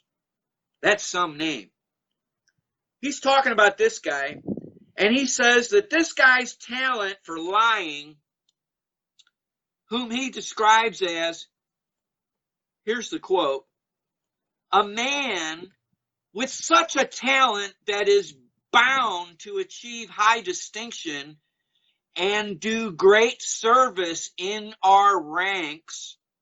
For this talent of his, more than for his wonderful abilities in distorting facts, I do hereby confer upon him the sublime order of the Knights of the Liars of St. Pepper, and present him with the symbol pertaining to the same, this grim, twisted, sharply projecting, sunburned mustache, whose fashion and pattern are only permitted to be used by those noble knights, whose nature it is to war against the truth wherever they find it, and to go a long, long way out of their road to prospect for the chances to lie. I am the only man the world ever produced who was so wonderful a romancer that he could neither get a show in heaven nor hell. And Fitz Smythe will be the second one. It will be jolly. It is lonesome now, but when Smythe comes, we two will loaf around on the outside of damnation and swap lies and be perfectly happy.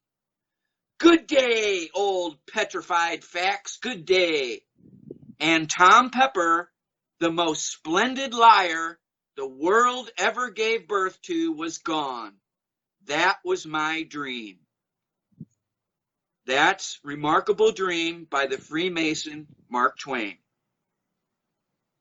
Now, in that same short story, the author believes the story to have been a dream.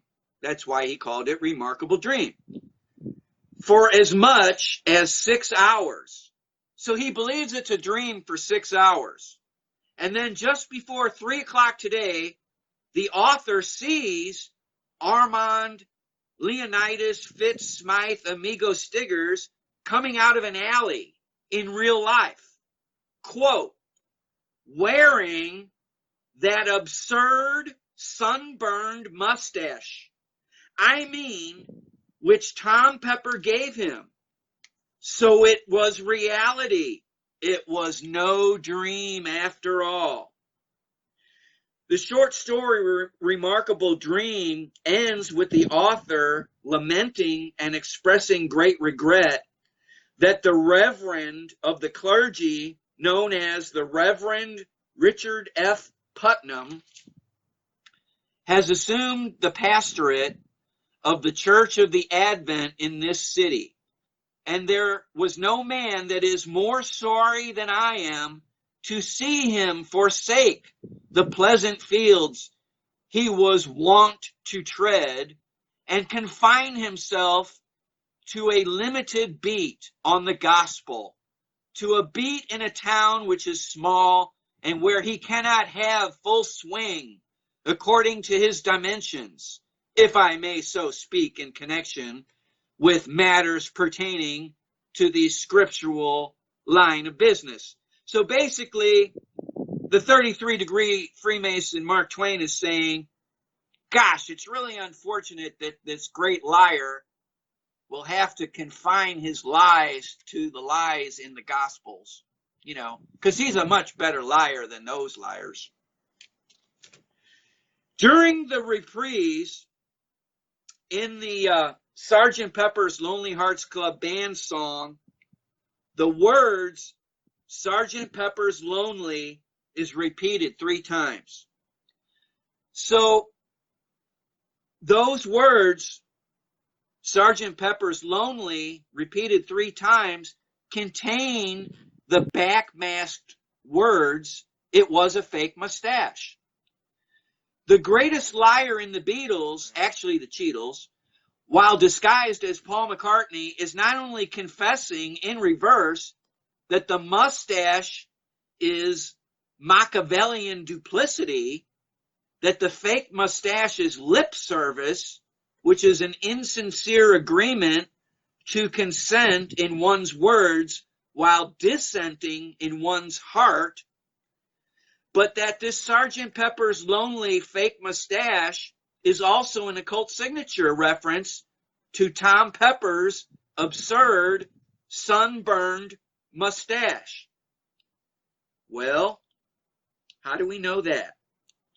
We know that because it is alleged that when James Paul McCartney died, he lost his head through decapitation, and he was also burned by fire, supposedly in a car crash.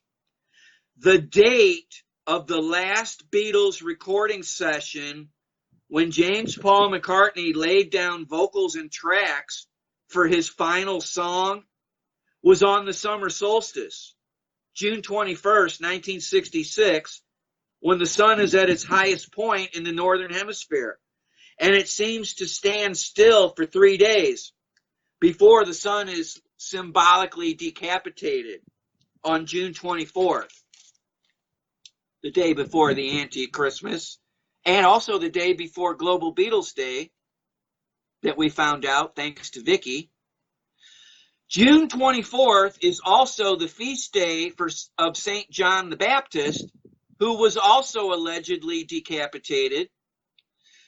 So the Beatles' American record distributor label was Capitol Records. The root word in Capitol Records is kaput. And kaput in Latin, the dead language, literally means head. James Paul McCartney's decapitation 13 days after the last Beatles concert also decapitated Capitol Records. The German word kaput, spelled with a K, means finished, worn out, and or dead. So on June 24th, when the sun is also decapitated, that is also one day before little baby Satan Jr. was born in Rosemary's Baby on June 25th, 1966. So the words, "he blew his mind out in a car, he didn't know that the lights had changed," takes on new symbolic meaning there. And for the record, counselor, John Lennon's mother, Julia, she was born at number 8 Head Street. Here's the cherry on top. In the witch's gematria, the words, "it was a fake mustache," add up to 1116, 1116, which is 911 inverted. You know how you'll do the 9 and then you do the slash, which is longer, and then you do the 11? Yep. That's how it fits. And also, the star Sirius, spelled with an I this time, 2 I's, also adds up to 1116, 911 inverted, as does Mason, Mason, Mason, as does Pontius Pilate, as does True Satanist, as does Apollyon Rising. So James Paul McCartney was sunburned on the summer solstice in 1966 when he recorded his last Beatles song, while the sun was highest and brightest in the sky, and that was also 33 days counting after a solar eclipse on May 20th, 1966, including both dates. So to wrap up, it was a fake mustache, an absurd sunburned mustache, Sgt. Pepper's Lonely, Billy Pepper's Lying, Tom Pepper's lying got him kicked out of hell for being a greater liar than Satan. Sergeant Pepper and the Lonely Hearts Beatles are lying to their fans and to the world. Sergeant Pepper, Billy Pepper, is the greatest liar in the Beatles. Sergeant Pepper, Billy Pepper, is the greatest liar in the world. Sergeant Pepper, Billy Pepper is a bigger and greater and more fantastic liar than the former record holder, Tom Pepper, the former greatest liar, caught between heaven and hell for all eternity. People have always wondered where, Pepper came from. So the Billy Pepper, Sergeant Pepper, Tom Pepper connection makes sense to me, Richard. And especially when, the story you told us with about Tom Pepper being the greatest liar or deceiver, it fits. And I know a lot of people have struggled with, why did he choose Pepper? Now we know. And for the record, also, it was a fake mustache. I did the gematria of that in the witches' gematria. Guess what that adds up to? What is that? 1,116, 9/11, inverted. As does John Wilkes Booth, the Beast of the Earth, Don Vito Corleone, the Star Sirius, True Satanist, Supreme Talisman. Here's a postscript to the story, Mark Twain's Remarkable Dream. Here's a postscript. The author says that he believed that it was a dream for as much as 6 hours, and then the author discovers to his shock and horror that it was not a dream. It was actually reality just before 3 o'clock. So during Mark Twain's time, of course, clocks were rotary clocks with the two hands. At 3 o'clock on a rotary clock, one hand points to 12 while the other hand points to 3. 3 times 12 is 36. 6 times 6 is 36. And if you add together the first 36 numbers, 1 through 36, you get the sum of 666. It's most likely, I hate to say it, because I've been to Hannibal, where Mark Twain, where the cult of Mark Twain is currently located. I hate to say it, but it looks like Mark Twain was not only a Freemason, but he was probably a Satanist. He wrote many verses about Satan, including, quote, "But who prays for Satan?" Question mark, unquote. He wrote another one, quote, "I have always felt friendly towards Satan," unquote. And those were actually from Mark Twain's autobiography. And in a notebook that Mark Twain had in 1867, he calls Satan, quote, "Satan, the first consultant," unquote. And in the Witches' Gematria, this will shock you, the name Mark Twain adds up to 660.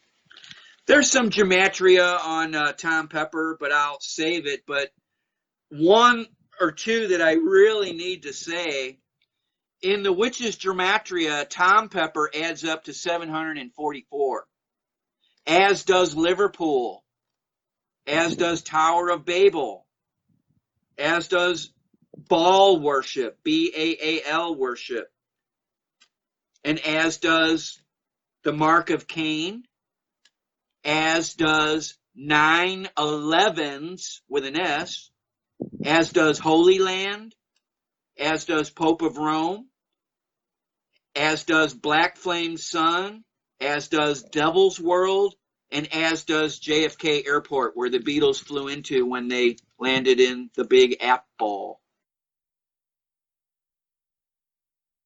And of course, the witch in Snow White gave a poisoned apple to Snow White. We know how that turned out. The title Sgt. Pepper's Lonely Hearts Club Band in Hebrew gematria adds up to 1648, as does 33rd degree Scottish Rite, as does 11 minutes after midnight. Sgt. Pepper's Lonely Hearts Club Band in the Witches gematria adds up to 2124, as does Aleister Crowley Was Possessed, as does Rulers of Darkness of This World. All right, so I guess where did you want to go next? We talked about, obviously Billy Pepper, Tom Pepper. Yeah, let me see where we are here. We have Blackpool.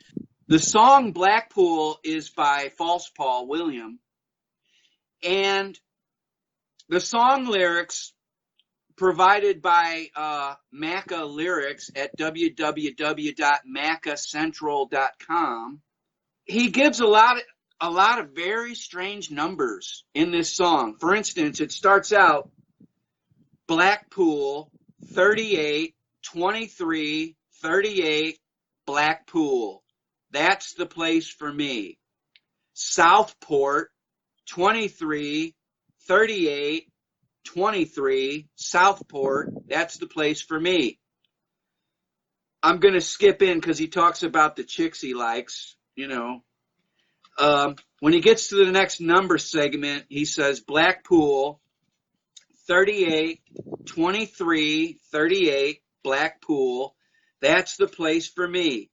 Margate 29 42 28 Margate. That's the place for me. Then he goes into the chicks he likes again. Margate 28 39 23 Margate. That's the place for me. Let me tell you about Southport. Southport 53 23 43 Southport. That's the place for me. Then he goes into the chicks he likes again.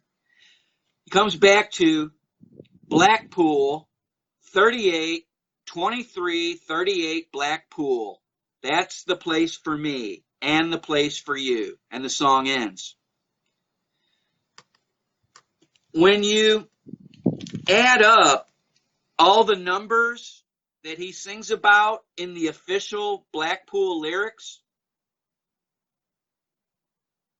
in Hebrew gematria, if you say the word or write the word hell, Hell, 13 times, you get the number 689, which is what all those numbers add up to. So he's coding the word hell 13 times in gematria in that song. And here's a little graph of that. But Richard, couldn't somebody say that he could have been coding another word? Oh, sure. There's probably way more to it.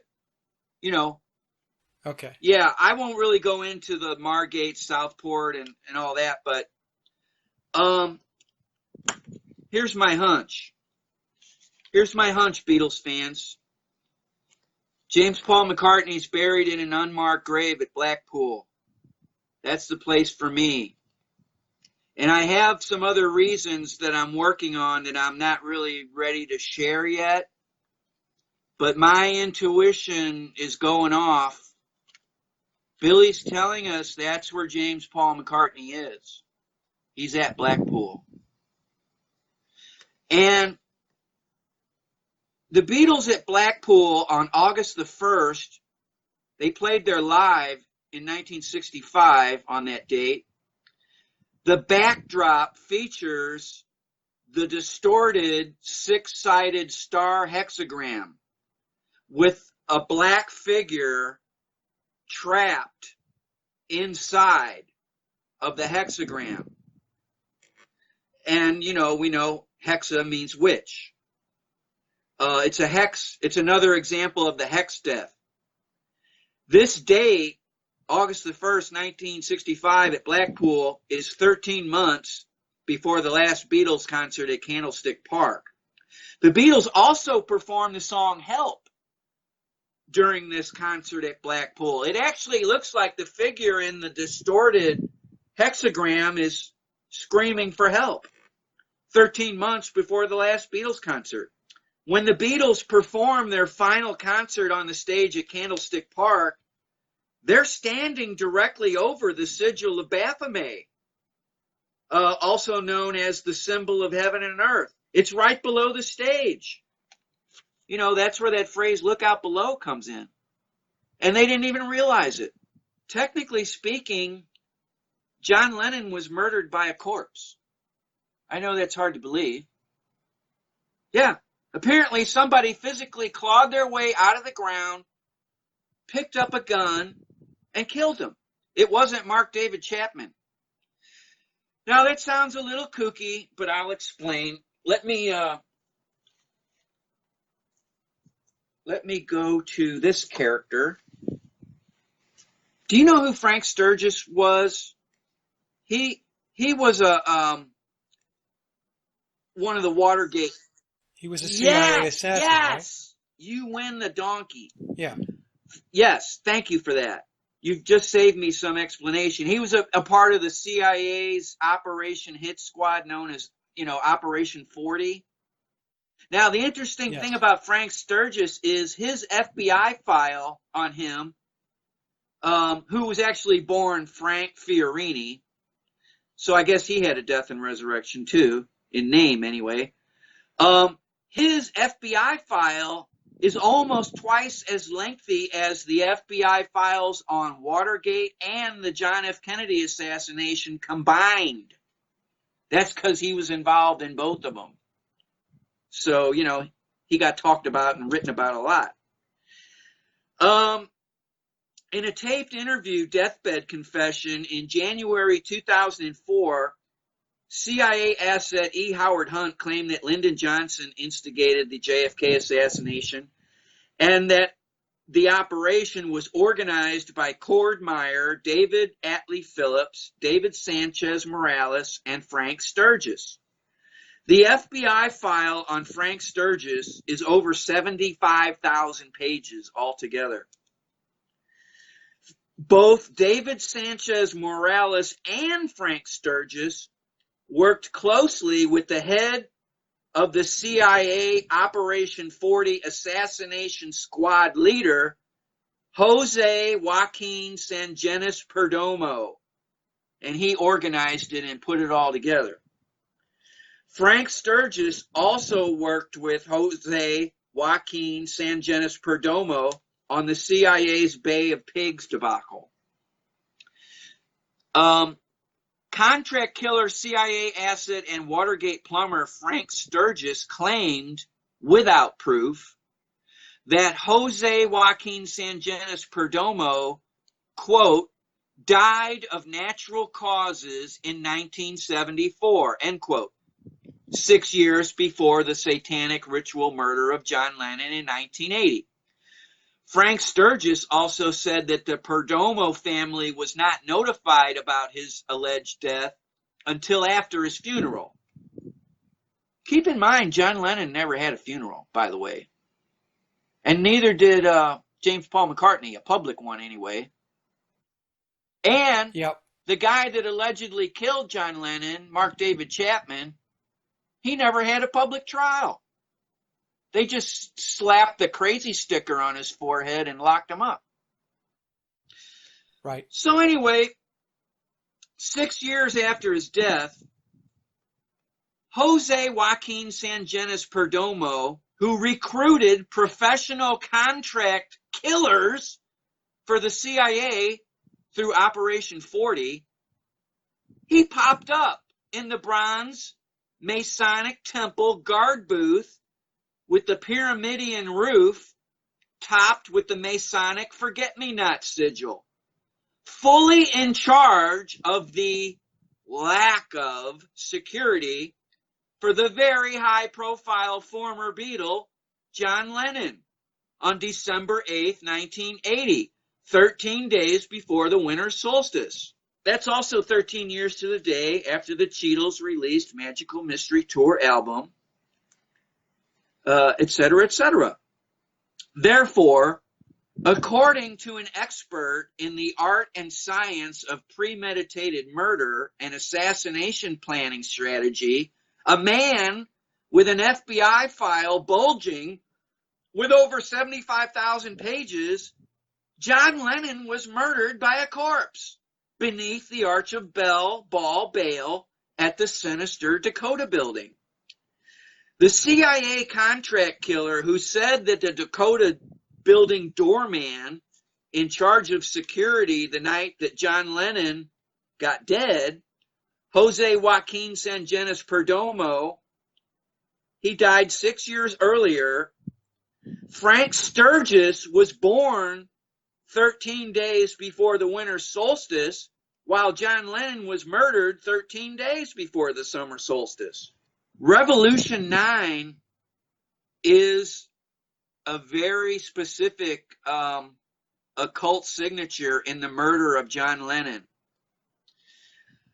Revolution 9, the song, is the longest song released by the Beatles.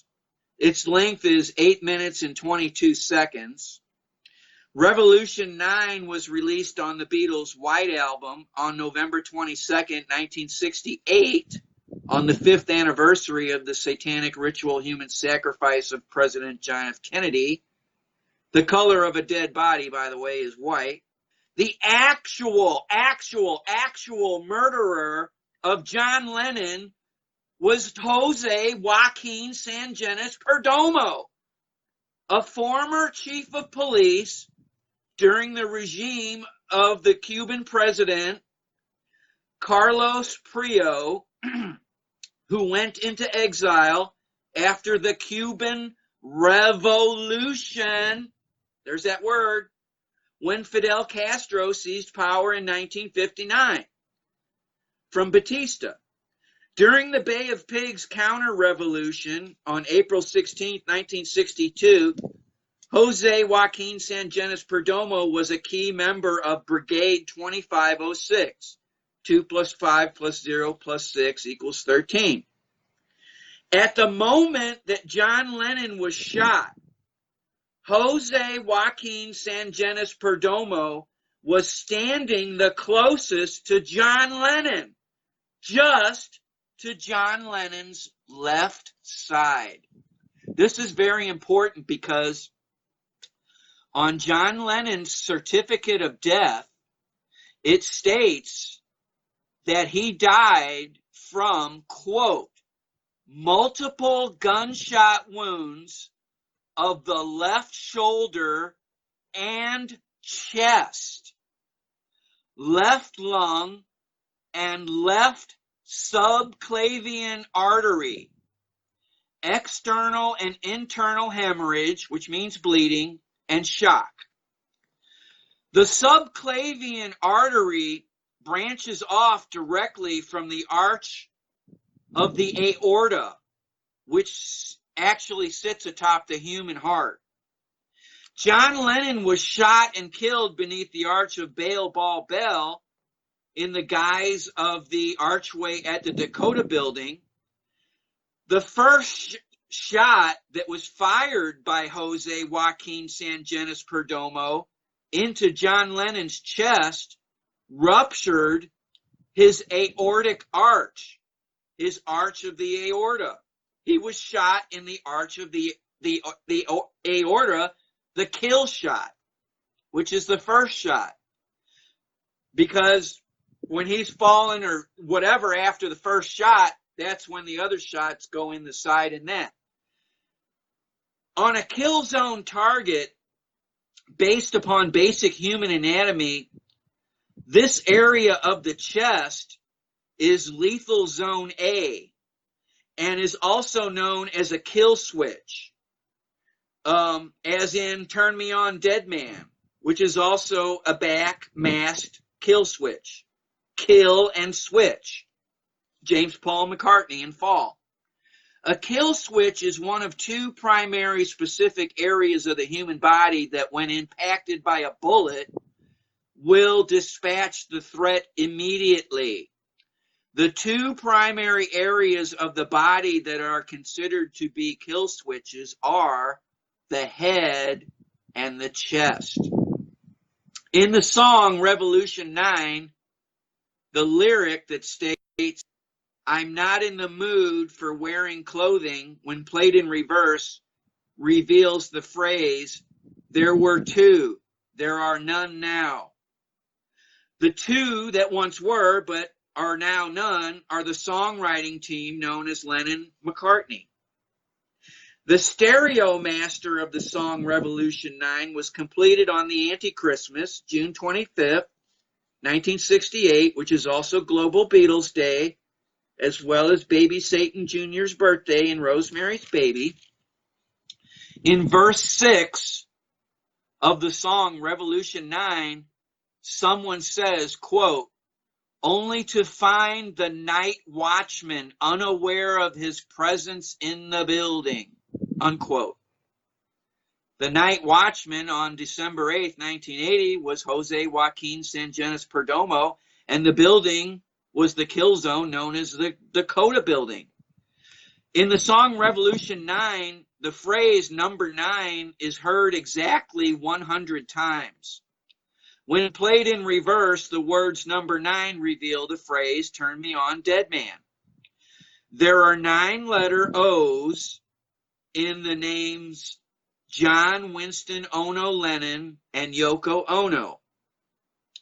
John Lennon was first shot in his aortic arch, and in a human being, the arch of the aorta is shaped in the form of the number 9. John Lennon always said that the number 9 was his lucky number. So some Satanist, occultist, black magic sorcerer said, "Oh, really? We got something planned for you, buddy." Oh, and he sang the song number 9, Tree. I'd forgotten that. Thank you. Yes. John Lennon's certificate of death states that the hour of his death was at 11:15 p.m. You have an 11, and the 1 plus 5 is 6, which is 9 inverted. There's a 9/11. And also 11 times 6 equals 66. On a rotary clock, the small hand points to the 11, while the big hand points to the 3. 11 times 3 is 33. In the witch's gematria, the word aorta adds up to 330.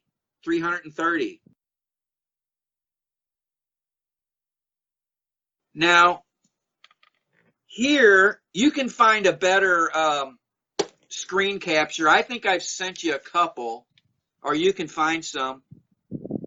But here's what the arch of the aorta looks like, looking like the number 9.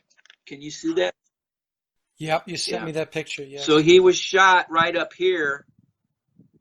That's where the left subclavian artery goes to. He never would have survived that shot. No, that's the thing. That's why it was a professional assassin, because Jose knew exactly where. And not only that, too, Sage, you're right, but it was easy. This was probably the easiest kill he ever had. Because keep in mind, Perdomo is standing to John Lennon's immediate left, where the guardhouse is that he came out of, and Mark David Chapman is behind and to the right. So how the hell is he going to shoot John Lennon in the chest? It's impossible. It's not going to happen. Yeah, and the doctors, they know an entrance wound from an exit wound, you know? And even if John Lennon turned, he's not going to turn to his left if he hears the voice coming to his right rear. He's going to turn this way. Well, the other thing that's disturbing, Richard, wasn't Yoko right there? God, you must be reading my mind. That's the thing that always got me. She was standing right there. So if it wasn't Mark David Chapman and it was the doorman. And Right, and if Mark Perdomo. David Chapman was actually the one doing the firing, Yoko could have got hit because she had gone in ahead of him. And she went past the Yeah, arch. the whole thing And never they made sense got to him me. right at the Yeah. arch. When the witch, Yoko Ono, first met John Lennon at the Indica Gallery on November 9th, 1966, she silently walked over to John Lennon and handed him a card with the word breathe written on it. At the moment of John Lennon's satanic hex death, he was shot first in his aortic arch, which conveys oxygenated blood from the left ventricle of the heart to all of the human body except to the lungs.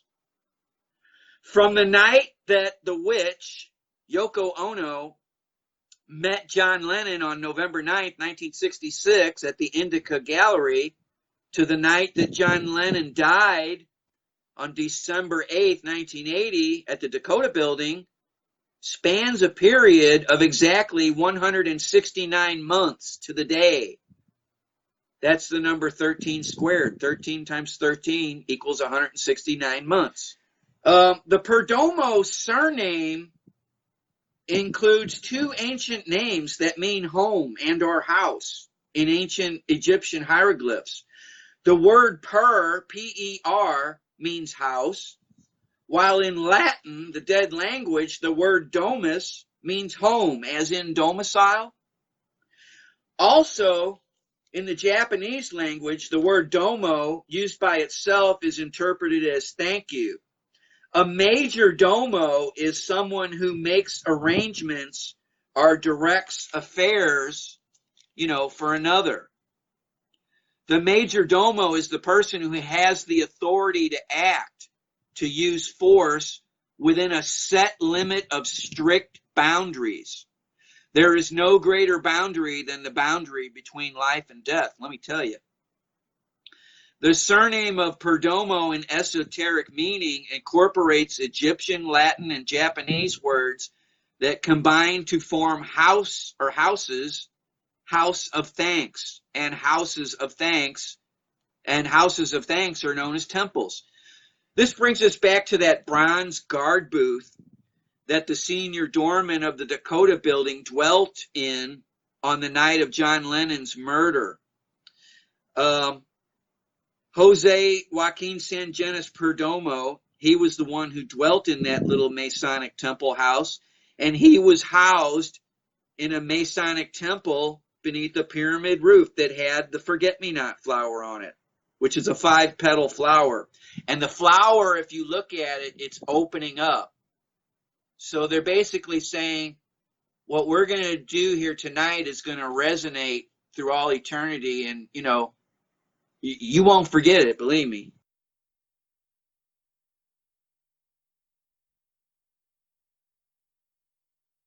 Is that a Baphomet ring you have on your right hand? Technically, I guess when it's this way, horizontally, it's a rune. Thank you for noticing, by the way. But if you turn it this way, then it's there it is. But see, this gets to Double your X's. point. Just because I have this on, people might think, oh my God, he's evil. Kill it. But no, we're using their own sorcery against them. Just like the words Sage of Quay add up to 666. Now, some people will hear that or read that and see that and they'll freak out. But this is almost like you're part of the universe's emergency response system. You've incarnated here on Earth to straighten out a lot of this stuff, to bring light on it. And you're basically almost sometimes when you're not knowing it, or now you're starting to pick up on it, you're using their own system against them. If they're all wearing hexagons for protection, you're using it right back.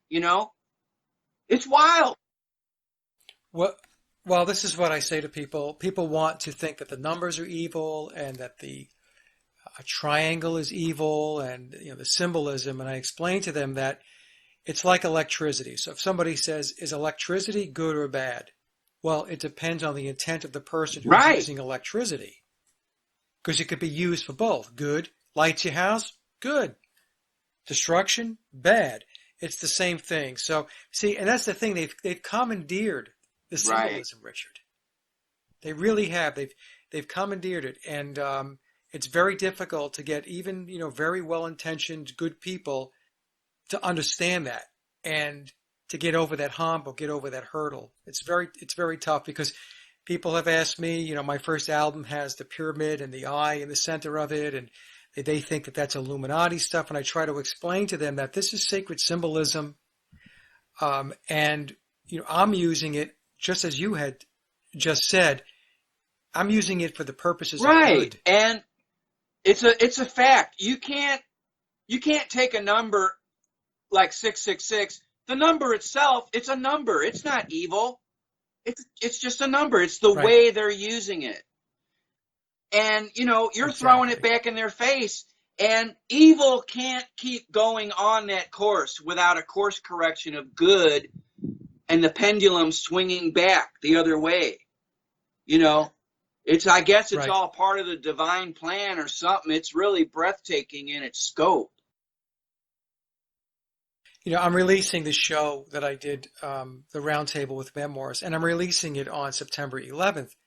And I've already had a number of comments and people reach out to me and say, why are you using an evil occult date to release that show? And I said, the reason why it's going out on 9/11 is because that's the day that we believe that biological Paul passed away. Right.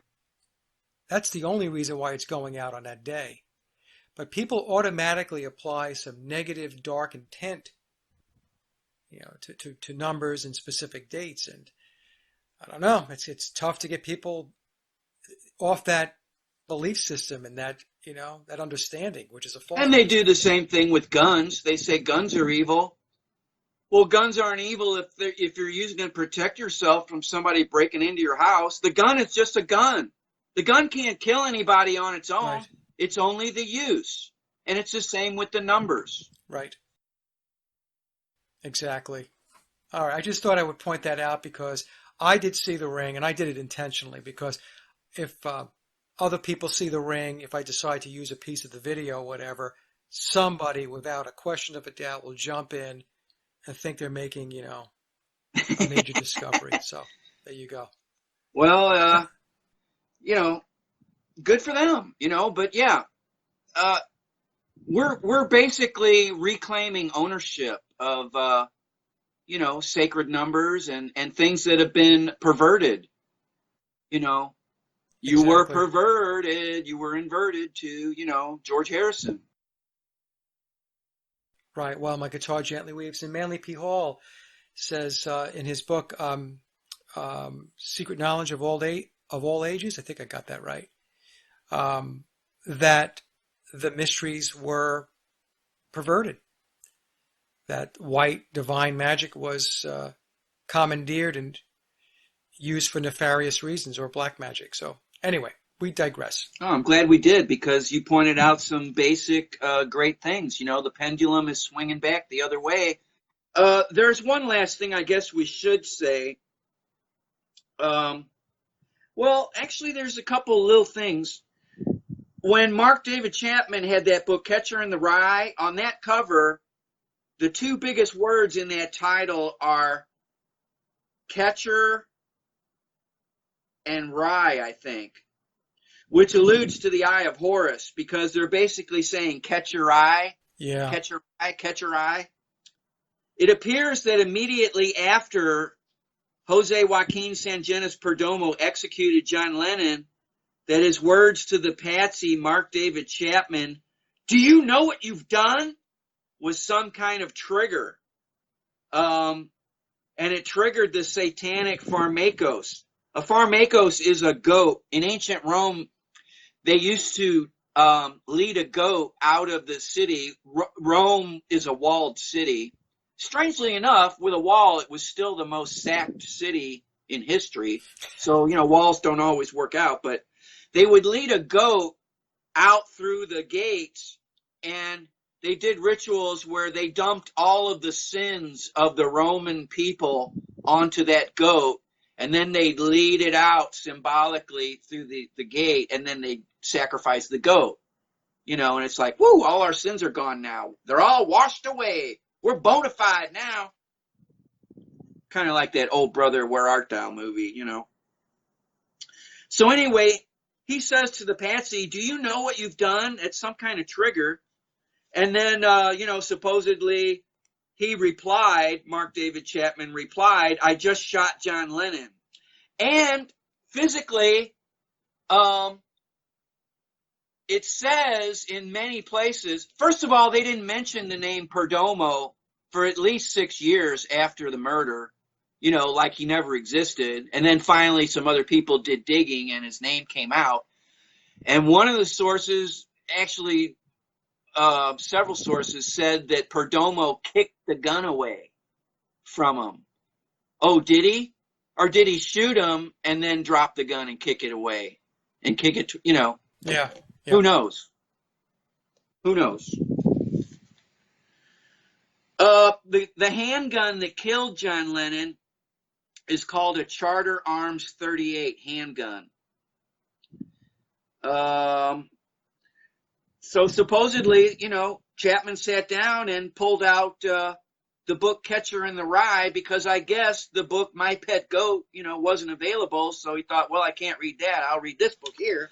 Jose Joaquin Sangenis Perdomo was 1,965 days old when his future murder victim, John Lennon, was born.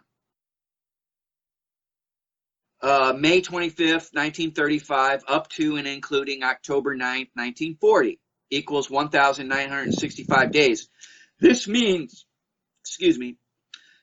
that from the birth of John Lennon's murderer to the birth of John Lennon, the murder victim himself, the moon had made exactly 66.6 orbits of the Earth.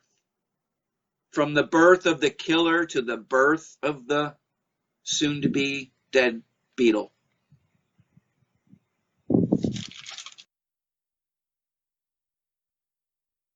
I have more, Your Honor, but I'll rest my case. Okay. Perdomo is the killer. Send cards and letters to me. Guess what, people? It wasn't the way we were told, once again. Now, how's a guy going to shoot a guy in the chest from the back? The shooting was done by somebody who knew exactly where to hit the body in order to kill somebody. Right. He knew the kill spot. It was a simple thing. Right. The other guy calls out Mr. Lennon to catch his attention. Boom. He gets you right.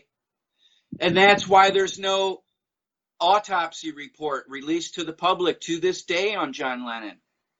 On the day that John Lennon was ritually sacrificed on December 8th, 1980, Mars, the planet of war and strife, was in exact opposition to the sacred star, Sepsothis Sirius A, and in exact opposition to where Pluto, the planet of death and regeneration, was located on the day that Frank Sturgis was born at 13 degrees in Cancer. So, enough of Frank Sturgis and Mr. Perdomo until I hear from their lawyers. Yeah, I think we can just wrap it up by talking about just two key things that the memoirs of Billy Shear's book, the blue version, says that will go head to head with archaeoccultology, and let's see which one's standing here. One of them, we go back to the date on October 24th, 1963. According to memoirs by Thomas E. U. Harriot, let's plug him, on page 369, that's an interesting page number. Yep. During the evening, John Lennon and James Paul McCartney took a ceremonial blood oath to Lucifer. He doesn't say blood oath, but that's what they are. I inserted blood oath, so for technical reasons. So he says they took a ceremonial oath to Lucifer on October 24th, 1963, who is the god of this world. so that the Beatles would achieve success and worldly influence. That was a Thursday, by the way.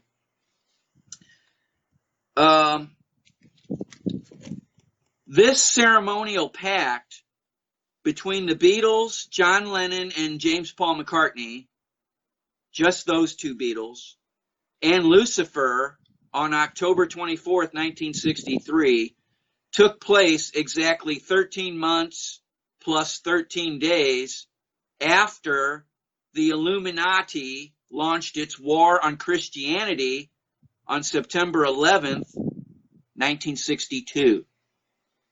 So that's a pretty big one, but there's still a bigger one. And this is the one, this is the key fact, just like on the drum, where we get the date September the 11th on, the album cover of Sgt. Pepper's. So let's go to this date that Tom U. Harriet talks about, September 11th, 1962. September 11th, 1962 equals the date that the Illuminati selected to launch its war on Christianity. They predetermined that the media would spin whatever song the Beatles record on that date to become their first #1 hit. That was a quote from the book, and it's from Memoirs of Billy Shears on page 116, which is 9/11 inverted. Counting from September 11th, 1962, the date that the Illuminati launched its war on Christianity, to December 10th, 1980, 2 days after the murder of John Lennon, and on the day of his cremation ritual ceremony, which Yoko Ono was in charge of that, the witch, spans exactly 6,666 days, including both dates. Now, that's case closed. Memoirs of Billy Shears is not fiction. It's fact. Deal with it, people. Grow up. It's time for the Adult Swim here. There is no way on earth that even that brilliant encoder, Thomas E. U. Harriet, would have known to even research that. Nobody would tell him that. I don't even know that William knows that. He might. He's such a supreme, occultist. There's no way the guy, the author of that, the encoder of that book, is going to know that. An archaeocultologist is going to know it. So archaeocultology has just proven that Memoirs of Billy Shears is real. It's true. It's reality. Your time has not been wasted. All the videos and podcasts and broadcasts that you've done on it, you spent your time well, my friend. Well, thank you, Richard. It resonated with me, and I put a video out that explained my take on the quote-unquote fiction and memoirs, and it consists of what people will not or do not accept or believe. So in other words, if people do not believe in numerology or gematria, then when they get to that part of the book, they discount it and it becomes their fiction. If they do not believe in the occult in general, and when Billy talks about the occult in memoirs, then the occult becomes fiction. So I believe the way the book is structured, and I did run this by Tom, and he told me I was on the right track. The fiction in the book is determined by the reader. Do you see what I'm saying? Right. The reader is the one that discounts whatever it is they won't believe or accept or investigate or research. So when they set it aside, that becomes fiction for them. That makes perfect sense. And that's what they did in memoirs. That's what you call a loophole, yeah. I'm not saying that there aren't little things here and there in memoirs which are fictional accounts, but they are not major things. They are very minor, tucked inside the narrative. The big piece of it is playing against people's embedded belief systems. That's Right. fiction. That's what I've deducted. So archaeocultology has proven that memoirs of Billy Shears is true, it's fact, it's real, and vice versa. So they went head to head, and they're both left standing. They both independently corroborate and enforce one another. You can get to the truth through memoirs of Billy Shears. You can get to the truth through archaeocultology, probably a number of other ways too. It proves the science of archaeocultology. Archae means ancient, occult means hidden, and ology is the study of. It's the study of the ancient hidden in the modern day. And, if I could have proven that the book is bullshit, I would have reported it. But I can't. And I have no stake in the outcome one way or the other. It doesn't matter to me if it's true or not true, when you get right down to it. Right. But it's true. Yeah. It's the same or thing I with could me. be mistaken. It's the same thing with me. People won't believe that I don't have a stake in it. I've been accused of working with Tom. I've been accused of working for Billy, which is ridiculous. I don't work for Tom or work with Tom. It's the same thing with me, Richard. When I got into the book, it was because it was very interesting to me, and it propelled me to go dig deeper. It resonated with you. Yes, yes. And if the book were bullshit, me too, I would have said, you know what? I'm doing the research, and this stuff is not panning out. It's not aligning. It's bullshit, and set it aside. But what happened was, it's the same thing that happened with you. As I was going through the book, now we did it in different ways, because I don't have your level of expertise at all with the occult, but I was going about it in a different way. And when I was doing it, I was finding it very difficult to debunk the book. I would find that on all the major points in the book, that it was true, that these things were truthful. And so if you keep going down the road and you're clicking one thing off after another, it's not like you just prove one thing. But if you're proving 10, 15, or 20 things to be true or valid, you have to come to the conclusion that the book contains truth. I mean, that's just me. That's just silly old me, and how I went about it in my way of thinking. So it's good to hear your perspective on it, because you came to the same conclusion that I did, but you came about it in a different way. Right. And not only is the memoirs of Billy Shears proof of truth, it's profound sacred truth. It's deep. It's even deeper than he knew in coding it, Yeah. And when he finds all this stuff out, maybe his mind will get blown, or maybe he'll say, I knew it all the time, I don't know. I know Tom knows a lot about this stuff. I know he's, I've gathered that he knows about the occult. Otherwise, I'm not so quite sure he would have been able to tie the book together the way he did. As an example, we noticed the page numbers, inverted 911, 369, the page number that was talking about the ritual. Somebody who has occult knowledge of numbers and stuff like that would know enough to pair that narrative with those page numbers, tying the numbers to the words type of thing, Right.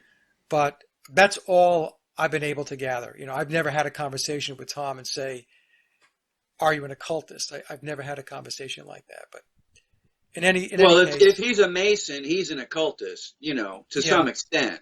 Yes. Now, I'm not saying he's going around doing a black mass or anything like that, but, occult means hidden. So if you're a Mason, you're kind of up doing some hidden things. They're not all nefarious, Right. Well, good point.